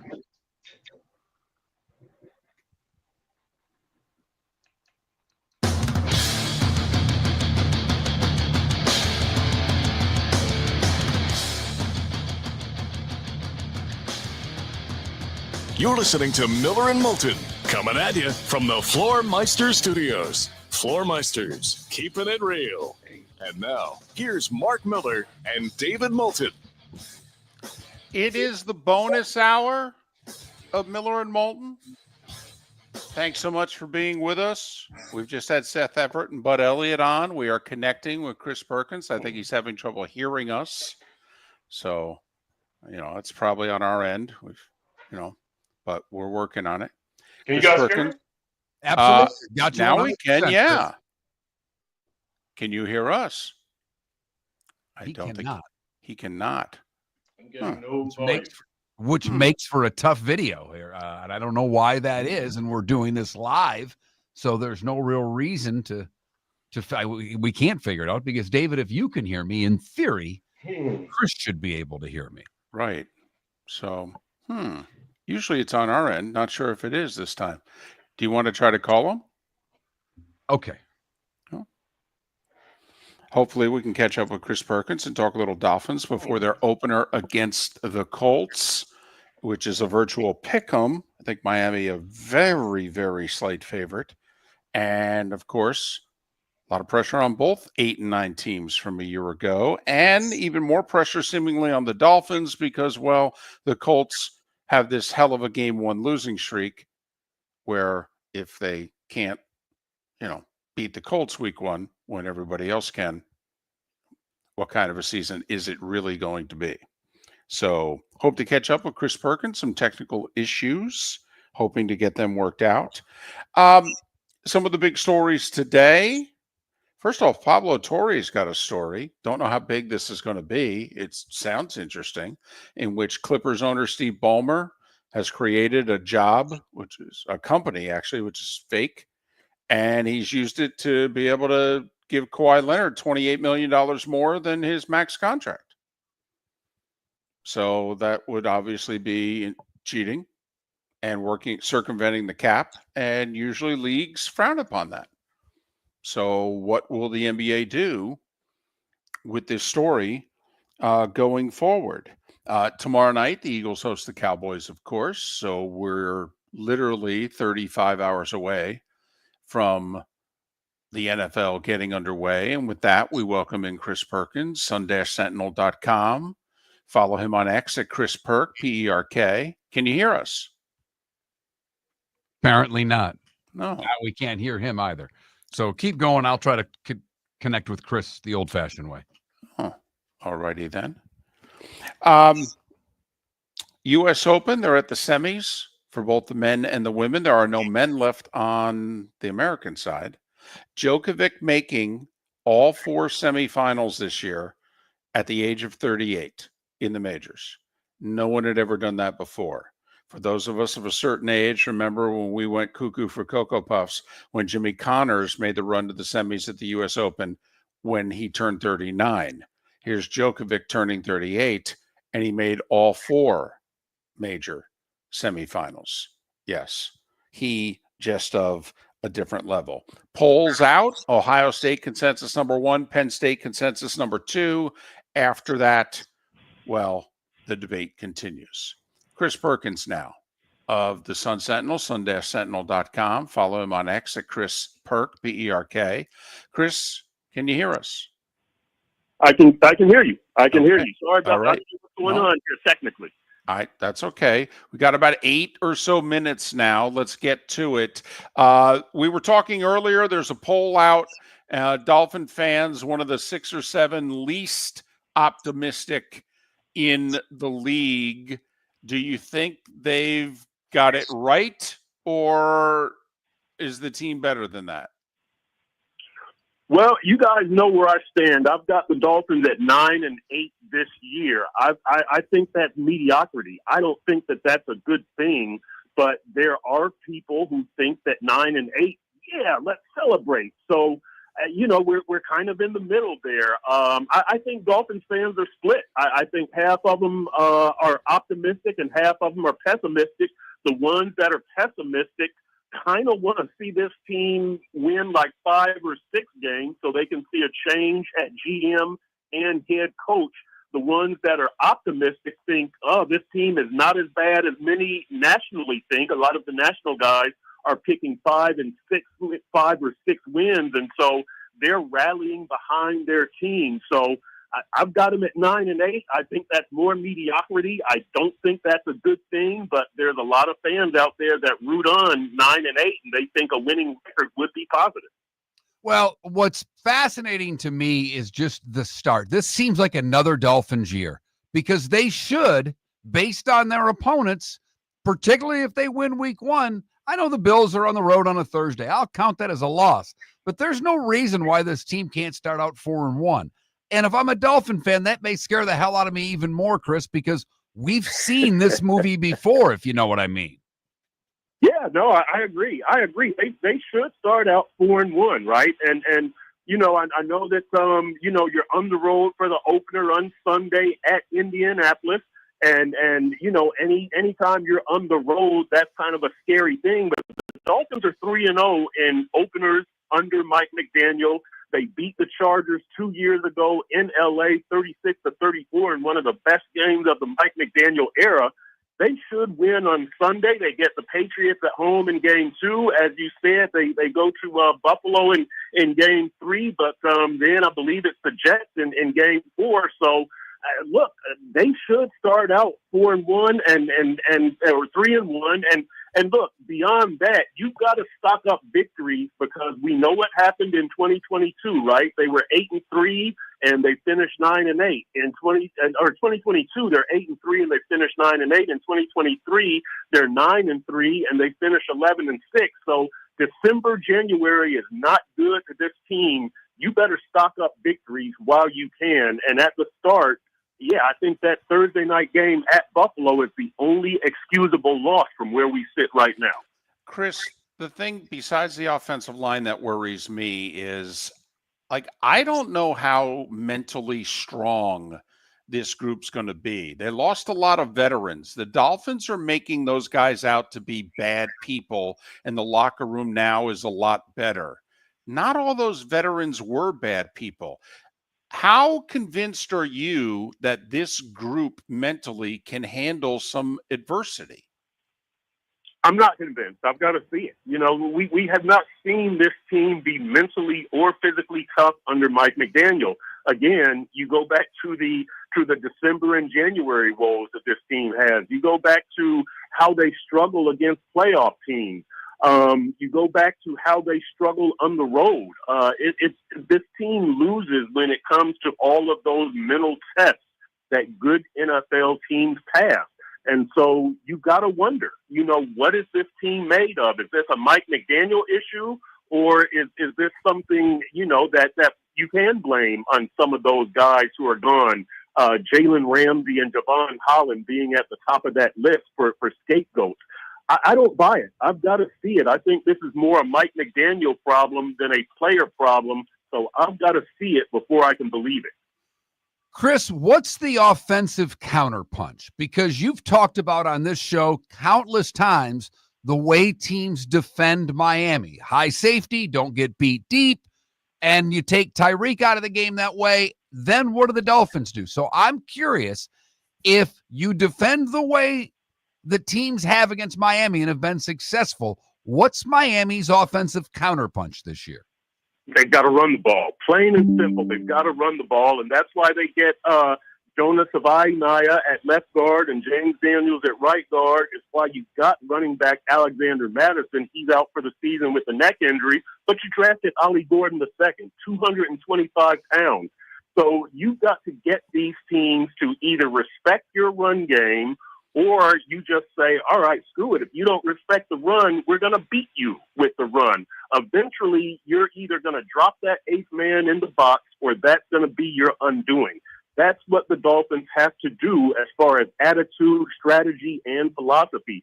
I'm not sure Mike McDaniel has that in him. He falls in love with that pre-passing game, going deep, forcing it deep to Tyreek Hill and to Jalen Waddle. And defenses are like, no, we are not going to let you have that. Again, Jalen Waddle and Tyreek Hill have not had a 100-yard receiving game against a playoff team in 2 years. They've only been together for 3 years. So, that, you know, teams, it's clear what teams are doing. The Dolphins' alternative, the only alternative, is to pound the rock. And we'll see if getting the two new guards and Ollie Gordon works. And we'll see if Mike McDaniel allows it to work through his play call. Achane healthy? He is. We saw him at practice. I'm losing track of my days. Was it Monday maybe, or whatever day it was? We saw him out there. He has nothing on either calf. He's sidelined. He was sidelined with a calf injury, but he looks good running. We still don't even know which calf it is. Even when you look at him, he's not favoring either calf. So I take that as a good sign. Mike McDaniel has said that he'll be ready. So I'm thinking that he'll be ready. But guys, let me tell you this, pulling out with the offense, you guys know that Tyreek and Tua have not thrown together in a competitive situation since December 22nd, that San Francisco game. They didn't look good in that game. The time before that was the Houston game. They really didn't look good in that game. That Tua threw 3 interceptions. 2 of those balls were intended for Tyreek. That was the game that afterward Tyreek said, I need more practice time with Tua. Well, guess what? They hardly had any practice time in the offseason because Tyreek was recovering from right wrist surgery and he had the oblique injury.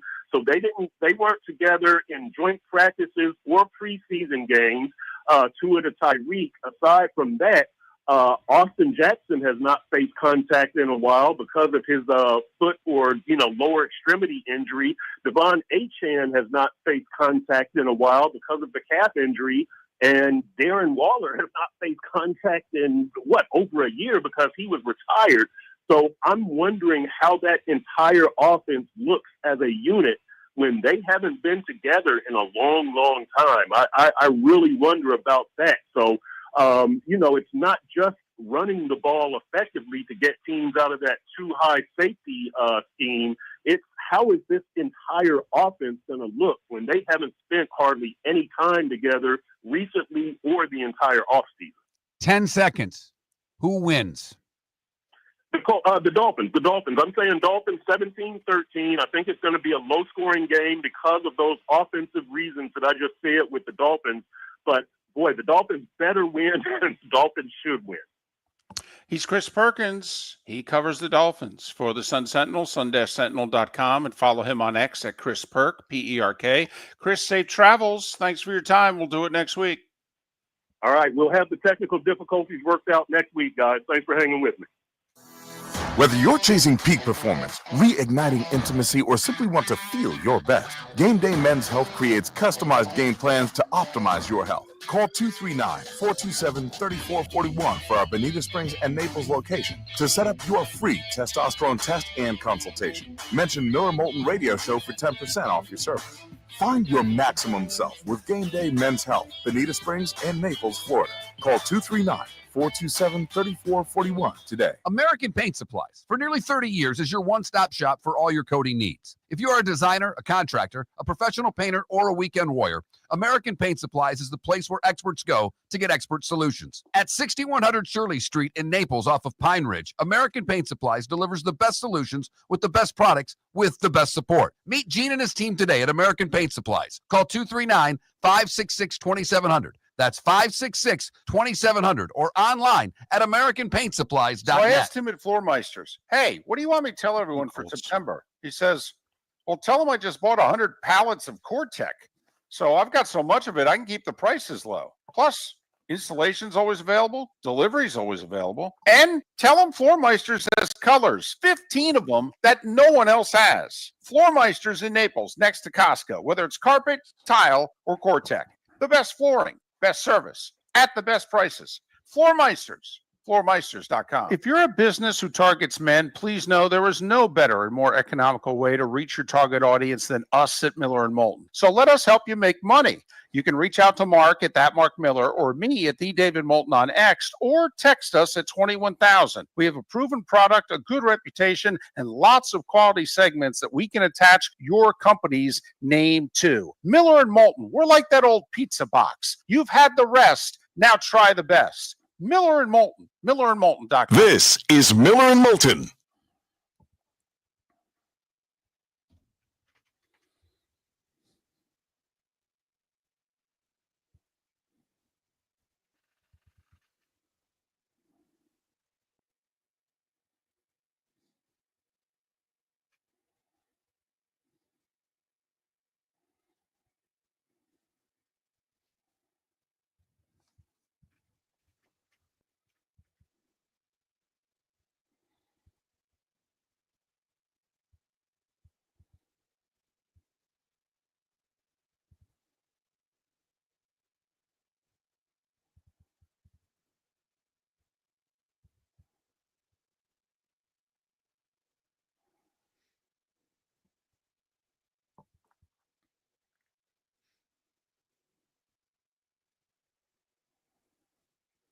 Frozen drumstick weather. He gets his body loose like when you're walking into Planet Fitness after taking 3 months.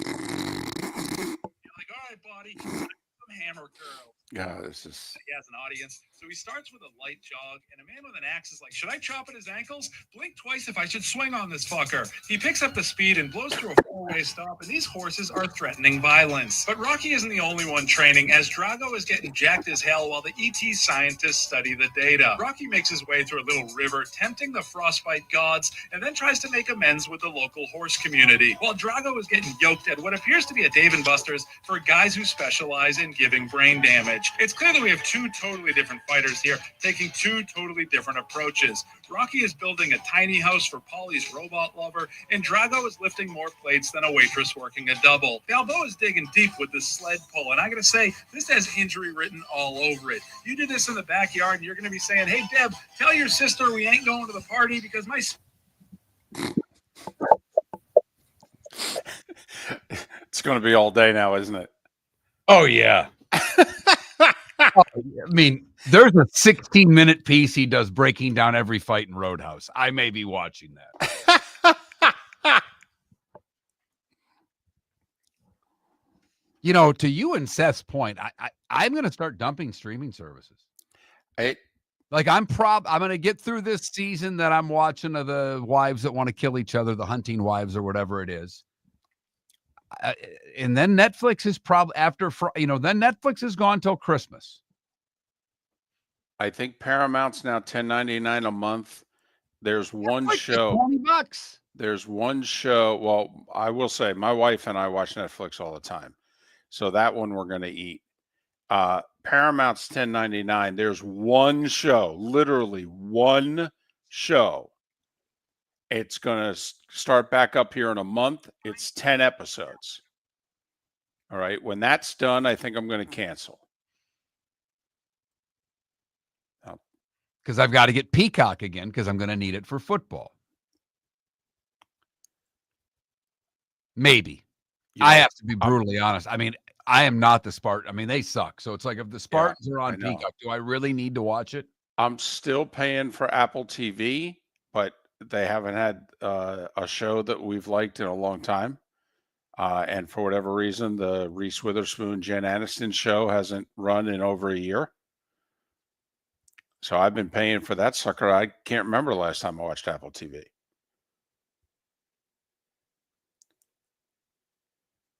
And unfortunately, my wife doesn't get home in time for us to watch a lot of I mean, between dinner and the daughter, and there's just all of a sudden it's 9 o'clock, and it's like, I'd rather go to bed than watch an hour show right now.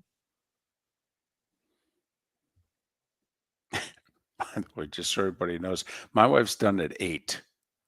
Okay. Like if we're going crazy, I can stretch it to 9. So 7 to 9, 7 to 8's go time. Okay. And if we, if we've got a show and there's, she's really fired up, we'll watch a second episode. And it's funny, we can do 7 to 8 mainly on gymnastics nights because then we leave and go get her after. But when I get home at 8:45, we're not starting a show, if you know what I mean. It doesn't happen. Yeah, DC, we have so little of a life right now that I don't think I can deny my wife the 9 weeks of enjoyment. But I hear what you're saying. I'll propose it to her. Welcome back to Miller and Moulton. Text the guys what's in your mind at 21,000. That's 21000. And now, here's David Moulton. 21 minutes past the hour. 35 hours away from the Eagles and Cowboys kicking off at 8-ish tomorrow night in Philadelphia. How about that? You've made it. I mean, look at that. A full, robust weekend of college football, and now the NFL is going to start. They're going to play on 4 of the next 5 days starting tomorrow. I mean, hot damn, right? By the way, you kind of called this last week. Did you see that there will be no Friday game to open the season next year? Is that because it's September 11th? It's not necessarily because it's September 11th, but because the window of when they can play games and all that, they're too far into September. They've got some rule because of high school football, and I read it this morning. I was like, huh. So it looks like the NFL is not playing next year on Friday. At least that's what I read. Yeah, we'll see. That's interesting. That's interesting because I believe since Labor Day was the 1st this year, I think Labor Day next year is the 7th. It's as late today. This year it was as early as it could be. Next year, I believe it's as late as it can be. Right. And we know the NFL doesn't like to play before Labor Day. So then, do the math. If Monday's the 7th, that makes Thursday the 10th, but it makes Friday September 11th. And one of the things we also talked about was, that last year and this year, the Friday game has been in Brazil. If you're the NFL, I don't know if anybody will give a damn about this, but if you're the NFL, do you want to have your product somewhere outside the States on the 25th remembrance of that fateful day? And David, the reason they cannot play a Friday opener is a federal law. The Sports Broadcasting Act of 1961 prohibits games on Friday and Saturday evenings during the high school and college football season. The NFL has been able to hold the games in previous years because Labor Day fell early enough for week 1 to coincide with the first Friday of the month. But with Labor Day falling later in September, legal restriction will prevent an opening Friday game. Is this the same law that prohibits them from playing before the third Saturday in December, that the season extends through the first 2 Friday, Saturdays in December? And that's why we've said those weekends, literally by law, the NFL can't play. They have to wait to the third weekend of December before they play their Saturday game. Believe that's it. But look out, because the NFL is not going to stop trying to dominate the scene. What they're already talking about is, since they won't play on a Friday in 2026, get ready for it, kids. That game in Australia may happen next year. They may start on a Wednesday. Oh, wow. Yeah. So just something way down the road. Don't want to bore you with too much, but when you hear it later on, you're going to go, oh, those two yahoos talked about that. I will say, a behind the curtain point of discussion is all these international games. Obviously, some networks really want them. Some networks are like, no, please, no. I know the folks at Monday Night Football are kind of curious, kind of like, so which one are we going to get here soon? We got Mexico City a few years ago, and obviously because it's on Monday, that seems to limit, and it's Monday night. You would think all the European stuff can never be on Monday Night Football. So it either has to be relatively the same time zone, which heading south. That's why we thought, when I say we, I mean Monday Night Football, we thought we were getting Brazil. Because, it's same. And boy, were you happy when you didn't. Travel's not easy. It's a long flight. South America sounds like you're going to South Carolina. No. Even on Air Aikman, that's a long time in a plane. I believe it's 10 hours from Dallas. Hello. So, yeah. Anyway, we're curious. They're going to go back to Mexico next year, and then they're going to Australia and a few other places. And when they go 18, everybody's playing international games. Right. Absolutely. This is not going to be 9 home, 9 road. It's going to be 9 and 8 like it is now. It's going to alternate every year, but everybody's going to be playing an international game. Write it down. Also, here's the other thing. Since ESPN has purchased NFL Network, they will get those games. Will they keep them on NFL Network, or will they move them to ESPN/ABC? You would think you'd want as many people to watch them as possible, et cetera, et cetera. Then again, do you keep them on NFL Network so people don't dump NFL Network? Whatever. But I do know this. If you're the NFL, these international games are gaining in importance for you. And like selfishly, Mark, I mean, let's face it, there's an A team and a B team. Okay. You think the game in Australia is a big deal for the NFL? I do. Do you think whichever network does that game, whether it's Amazon, whatever, right, NBC, whatever, what have you, don't you think the NFL is going to say to that network, yeah, the A team? Absolutely. Yeah. And if they don't get back for what is their normal thing, I don't know what to tell you. But that one gets the A team.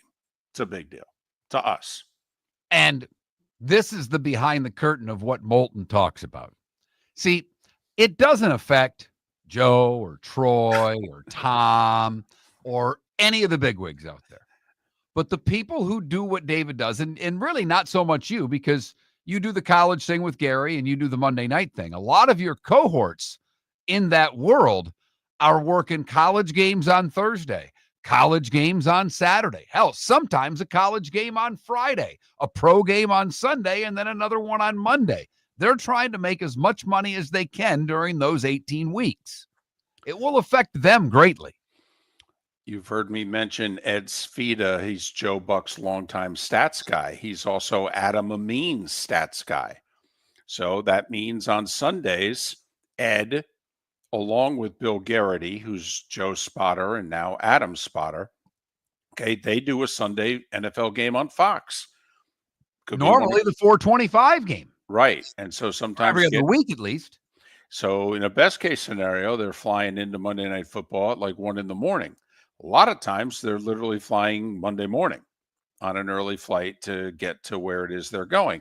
Oh yeah, the two of them also work for Roy Philpott on Saturdays for ESPN, and he usually has a noon game.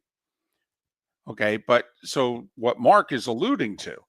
So, that's, hey, make money, no doubt about it. It's kind of fun, but, that's noon Saturday. Like, for instance, I believe they were in Hattiesburg for Mississippi State Southern Miss this past Saturday. Now, imagine if it was an NFL weekend and then they would have had their Sunday game and their Monday game. When I first started, hope this isn't boring everyone, but Ed worked 5 games in 5 days. He worked the Thursday night NFL game. He was part of the Friday high school football package. He then had a college game Saturday. Joe and Troy were at Fox, so he did NFL on Sunday. And then he was, stats in the truck for Monday Night Football. He would work 5 games in 5 days. More accurate depth chart, high school Friday night game or Belichick's North Carolina depth chart? High school Friday night, and it's not even close. It's not like if you had a question on Friday night, you couldn't get it answered. What do you guys need anything? You need anything? Can we get you something? Okay. Would you like something to drink? Okay. And I know we don't serve alcohol, but there's a place nearby. We can get it. Is there anything we can do? Whatever you need. Right. By the way, in our poll questions today, I think this is interesting because we are asking you where the Bucks, Dolphins, and Jags will finish respectively in their division. Most of you think the Bucks are a first-place team. The Jags getting more votes for second place than third place, albeit very close. You think the Dolphins are a third-place team, but David, more people think the Dolphins are a last-place team than a second-place team. For over 50 years, the Nolan family has been dedicated to protecting local families. Nolan Family Insurance is a second-generation independent agency that specializes in home, flood, auto, and boat insurance. They take the time needed to explain your coverage options and answer your questions so you can make an informed decision that's right for you. If you're looking for an agency that treats you like family, call 941-639-1122 or go to nolanagency.com. That's 941-639-1122 or nolanagency.com. When Glass Doctor replaces your windshield, we don't just send you on your way, we send you off protected. Your local Glass Doctor includes the industry's only 12-month windshield protection plan at no extra cost. That means unlimited chip repairs and even a one-time replacement if needed. High-quality service backed by real peace of mind, right here in your neighborhood. Glass Doctor, Glass Doctor. Call the Glass Doctor, we fix your pains. Oh yeah. Exclusions apply. See your local Glass Doctor for Mark details. Miller for Sleep Treatment Direct. They are helping me with sleep apnea. And by helping me, I mean curing me. No more CPAP machine. No more snoring. No more tossing. No more waking up exhausted. Their expert team got me the right treatment fast and hassle-free. If you want to feel energized and get rid of your snoring, call Sleep Treatment Direct today. 444-1741. That's 239-444-1741. Sleep Treatment Direct. Sleep safe and sound. American Paint Supplies. For nearly 30 years is your one-stop shop for all your coating needs. If you are a designer, a contractor, a professional painter, or a weekend warrior, American Paint Supplies is the place where experts go to get expert solutions. At 6100 Shirley Street in Naples off of Pine Ridge, American Paint Supplies delivers the best solutions with the best products with the best support. Meet Gene and his team today at American Paint Supplies. Call 239-566-2700. That's 566-2700 or online at AmericanPaintSupplies.net. This is Miller and Moulton.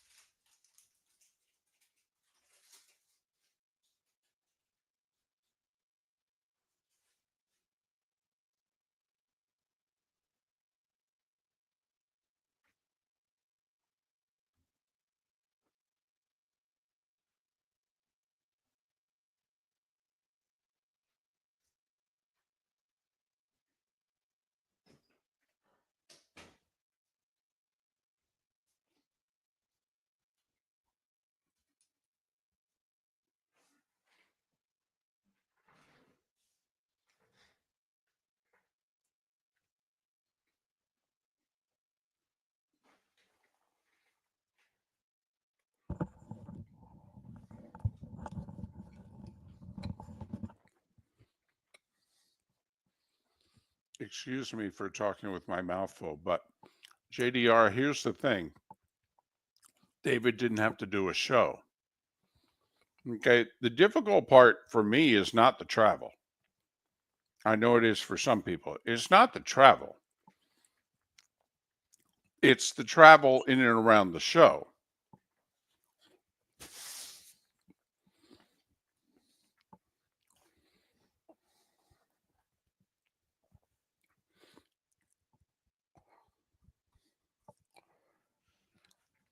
Now, next year, it'll get a lot easier.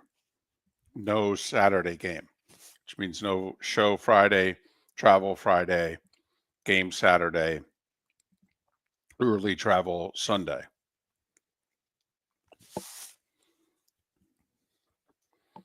It'll be a lot easier.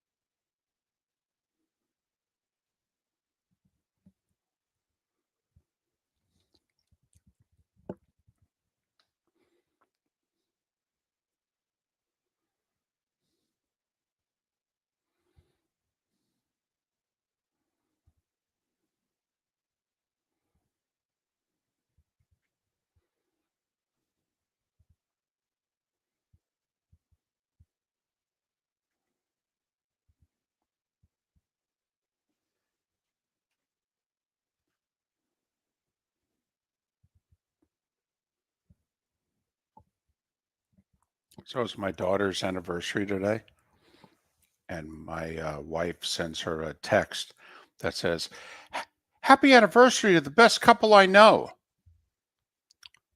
I text back and I said, "Happy anniversary. I'll be spending the rest of the day finding out where my marriage ranks amongst the best couples my wife knows." I mean, seriously? You can't lie? She already did once.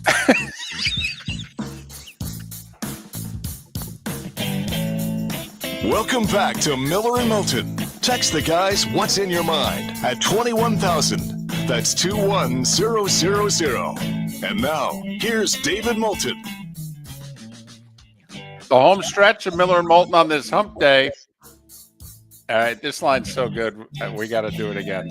Sometimes we just save stuff for, YouTube and Twitch. But so during the commercial break, I pointed out today is my daughter's and obviously son-in-law's anniversary.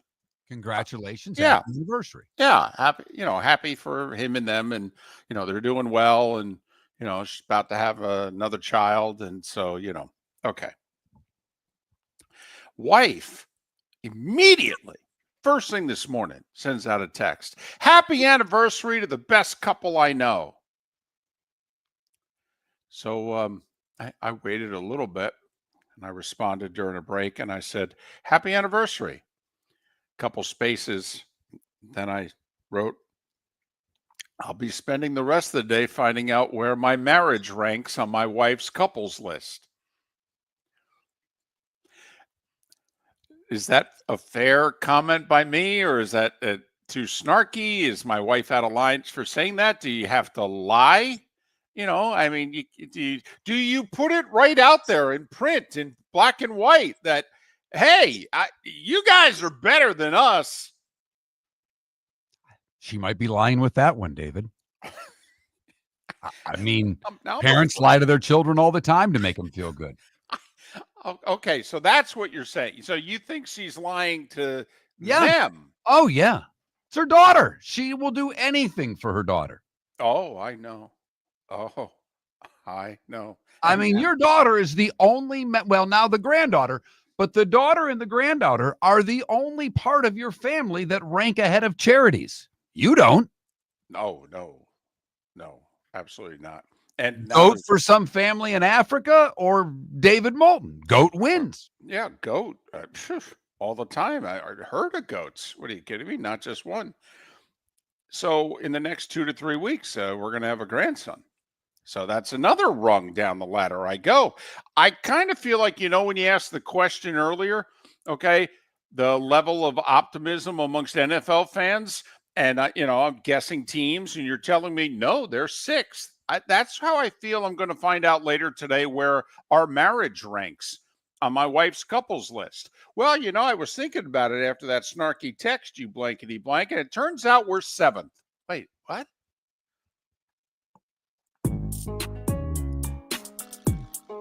It's that time again, nearing the end, but not quite there yet. Here's Mark Miller with Today Was the Day When.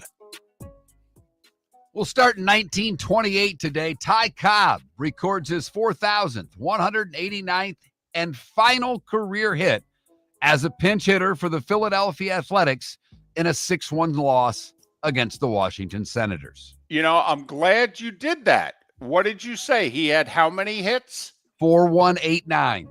When Pete Rose singled off Eric Schau, what was the big celebration? It was hit 41-92, passing Cobb, because at the time they had him with 41-91 hits. Years later, somebody going through the record book, Mark, you think I make strange lists in my doodling? Somebody figured out that they counted Ty Cobb's hits in a doubleheader twice, and they took 2 hits away from him. So actually, Pete Rose broke the record the game before at Wrigley Field when he had 4 hits against the Cubs. 1932, Jimmy Fox hits 50 and 51 to become the 3rd player to reach 50 in a season, joining Ruth and Hack Wilson. Anne Frank was sent to Auschwitz today in 1944. Bobby Orr signs his first NHL contract with the Bruins today in 66, a 2-year deal with a record contract of $70,000 plus a signing bonus. Mark Spitz wins the 100-meter gold medal at the Munich Games in world record time, completing the freestyle sprint double, having already won the 200, also in a world record time, that today in 1972. Steve Wozniak from Apple through the US Festival. It started today, as he said, for a few thousand friends in hopes of uniting people through music and technology. 200,000 show up. First day, the English Beat, Oingo Boingo, Talking Heads, B-52s, and the Police. Saturday, Dave Edmunds, Eddie Money, Santana, The Cars, Pat Benatar, Tom Petty and the Heartbreakers, and Ray Davies of the Kinks. Sunday opened with the Grateful Dead. Hoyt Axton, Jimmy Buffett, Jackson Brown, and Fleetwood Mac, who were paid $500,000 to close the show. Today in 94, The U whoops up on Georgia Southern, 56 spit, to break the record with its 58th consecutive home victory, passing Alabama, who had the previous record of 57. As I mentioned earlier, also today in 94, Terry Dean had a hell of a first half. He threw 7 touchdown passes. The Gators would beat New Mexico State 70-21. Jags debuted today in 95, David. They would lose to the Houston Oilers. Oh. 10-3, 72,000 plus at Jackson Municipal Stadium. And today in 1999, Mario Lemieux officially takes over the Pittsburgh Penguins, becoming the first player in the modern era of sports to buy the team he once played for. Charlie Sheen is 60. Benny Blades is 59. God, could he hit. Oh. Jenny Fitch, 45. And skateboarder, snowboarder Shaun White is 39. What did I miss, David?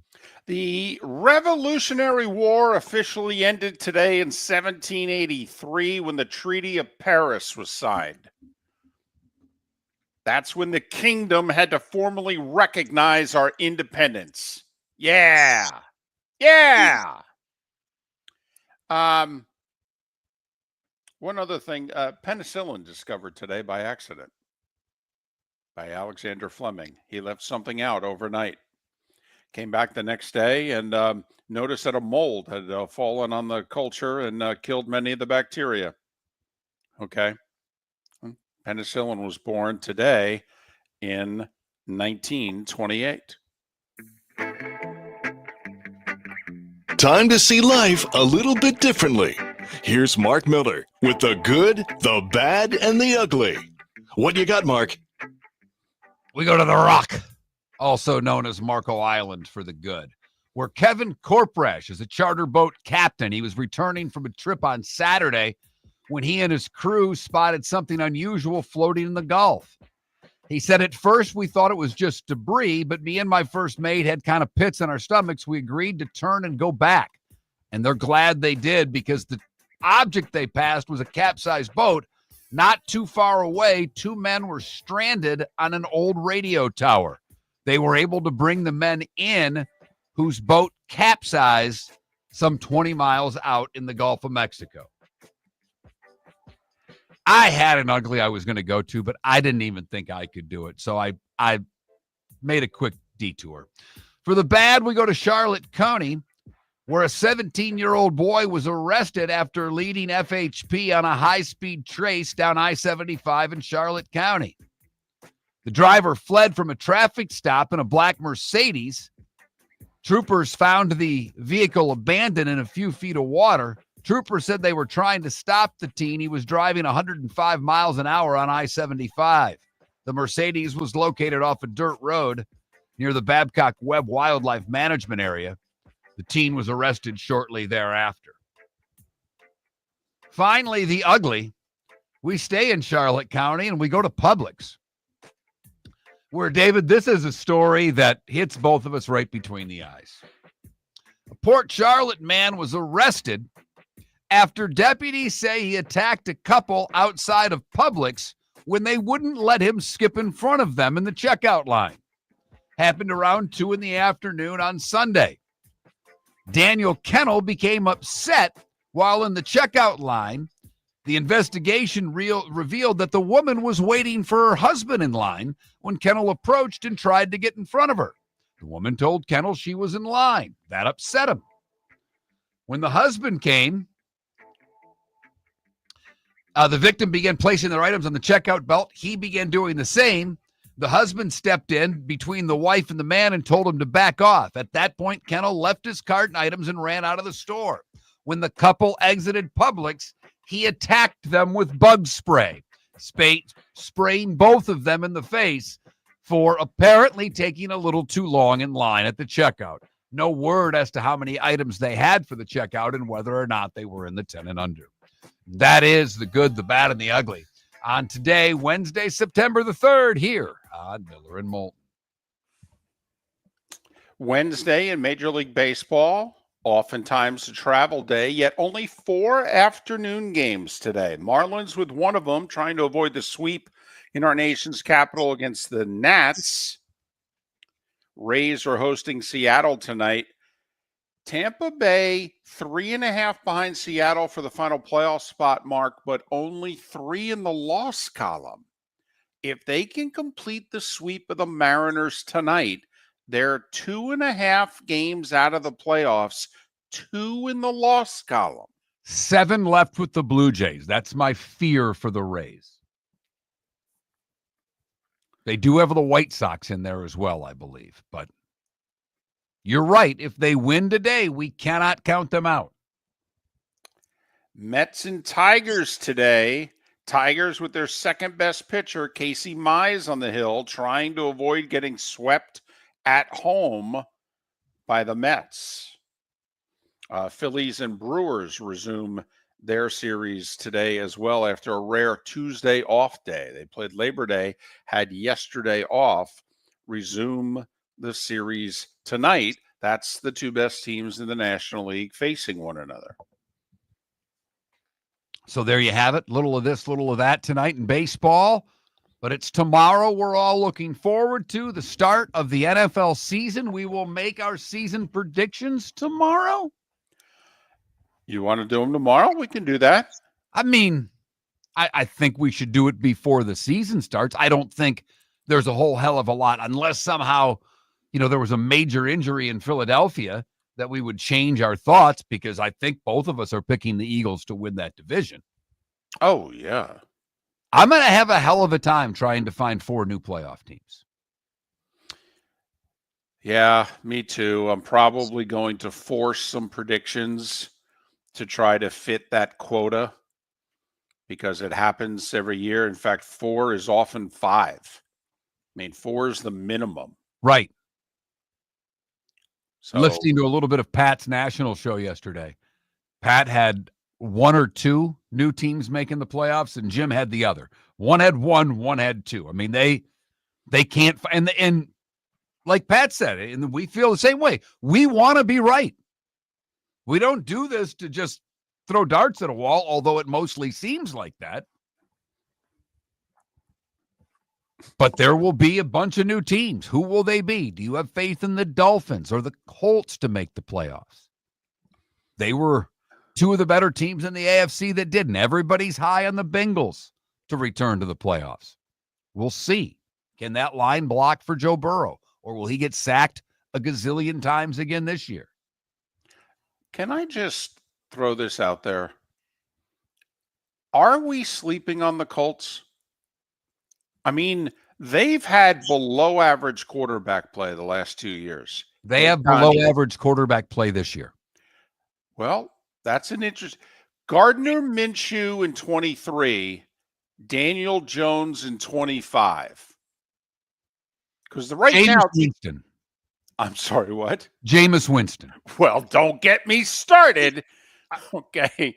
But, I mean, that's who Shane Steichens had to work with. I know. He's done a hell of a job as coach with no quarterback talent. None. And I don't know how great. He's had 1 wide receiver and 1 tailback. Now he's got a tight end now. That's the other thing. He's got Tyler Warren. I mean, that should be Danny Dimes' best friend this year. Yes. And I'm just wondering, are we sleeping a little? They've been average, so very easy to just look over. But they're in a division where they can go 4-2 or better if they've got their act together. Here's the question, just for their opener against Miami. What team do you think's tougher? Oh, anybody not named Miami. Right. So I'm fasted. Miami can get after the quarterback. And you would think because of that front, they're going to be able to stop the run. But I'm just curious how the battle at the line of scrimmage between the Colts offense and the Dolphins defense goes in that first game. It's a monster for both. Miller and Moulton. Miss any of the show? Go to millerandmoulton.com to download what you missed. Have a great day. Shoeless Joe Sports Cafe is where your fantasy football draft should be. Free private rooms, Wi-Fi, plus food and drink specials. In August, Shoeless has bingo and trivia Tuesdays and Thursdays with your chance to win free wings and beer for a year. Fridays, live music on the deck. Saturdays, karaoke on the deck. Plus daily meal specials like Wednesdays, $6 wings and half-price pizza. Watch all your baseball and football at Shoeless Joe's, your home for good food, good times, and good sports in the Bell Tower Shops, Fort Myers. American Paint Supplies, for nearly 30 years, is your one-stop shop for all your coating needs. If you are a designer, a contractor, a professional painter, or a weekend warrior, American Paint Supplies is the place where experts go to get expert solutions. At 6100 Shirley Street in Naples off of Pine Ridge, American Paint Supplies delivers the best solutions with the best products with the best support. Meet Gene and his team today at American Paint Supplies. Call 239-566-2700. That's 566-2700 or online at AmericanPaintSupplies.net. Think we only fix windows? Think again. Your local Glass Doctor Home and Business does so much more to upgrade your home. We custom build stunning shower and bath enclosures, install sleek glass doors and windows, and can bring fresh life to foggy or cracked panes. Need a glass tabletop or a statement mirror? Yep, we do that too. If it's glass and it's in your home, we're the team to call. Call the Glass Doctor, we fix your pains. Oh, yeah. So I asked him at Floormeisters, hey, what do you want me to tell everyone for September? He says, well, tell them I just bought 100 pallets of Core-Tech. So I've got so much of it, I can keep the prices low. Plus, installation's always available, delivery's always available. And tell them Floormeisters has colors, 15 of them that no one else has. Floormeisters in Naples, next to Costco, whether it's carpet, tile, or Core-Tech. The best flooring, best service, at the best prices. Floormeisters. Floormeisters.com. For over 50 years, the Nolan family has been dedicated to protecting local families. Nolan Family Insurance is a second-generation independent agency that specializes in home, flood, auto, and boat insurance. They take the time needed to explain your coverage options and answer your questions so you can make an informed decision that's right for you. If you're looking for an agency that treats you like family, call 941-639-1122 or go to NolanAgency.com. That's 941-639-1122 or NolanAgency.com. If you're a business who targets men, please know there is no better and more economical way to reach your target audience than us at Miller & Moulton. So let us help you make money. You can reach out to Mark at that Mark Miller or me at the David Moulton on X or text us at 21,000. We have a proven product, a good reputation, and lots of quality segments that we can attach your company's name to. Miller & Moulton, we're like that old pizza box. You've had the rest, now try the best. Miller & Moulton, MillerandMoulton.com. This is Miller and Moulton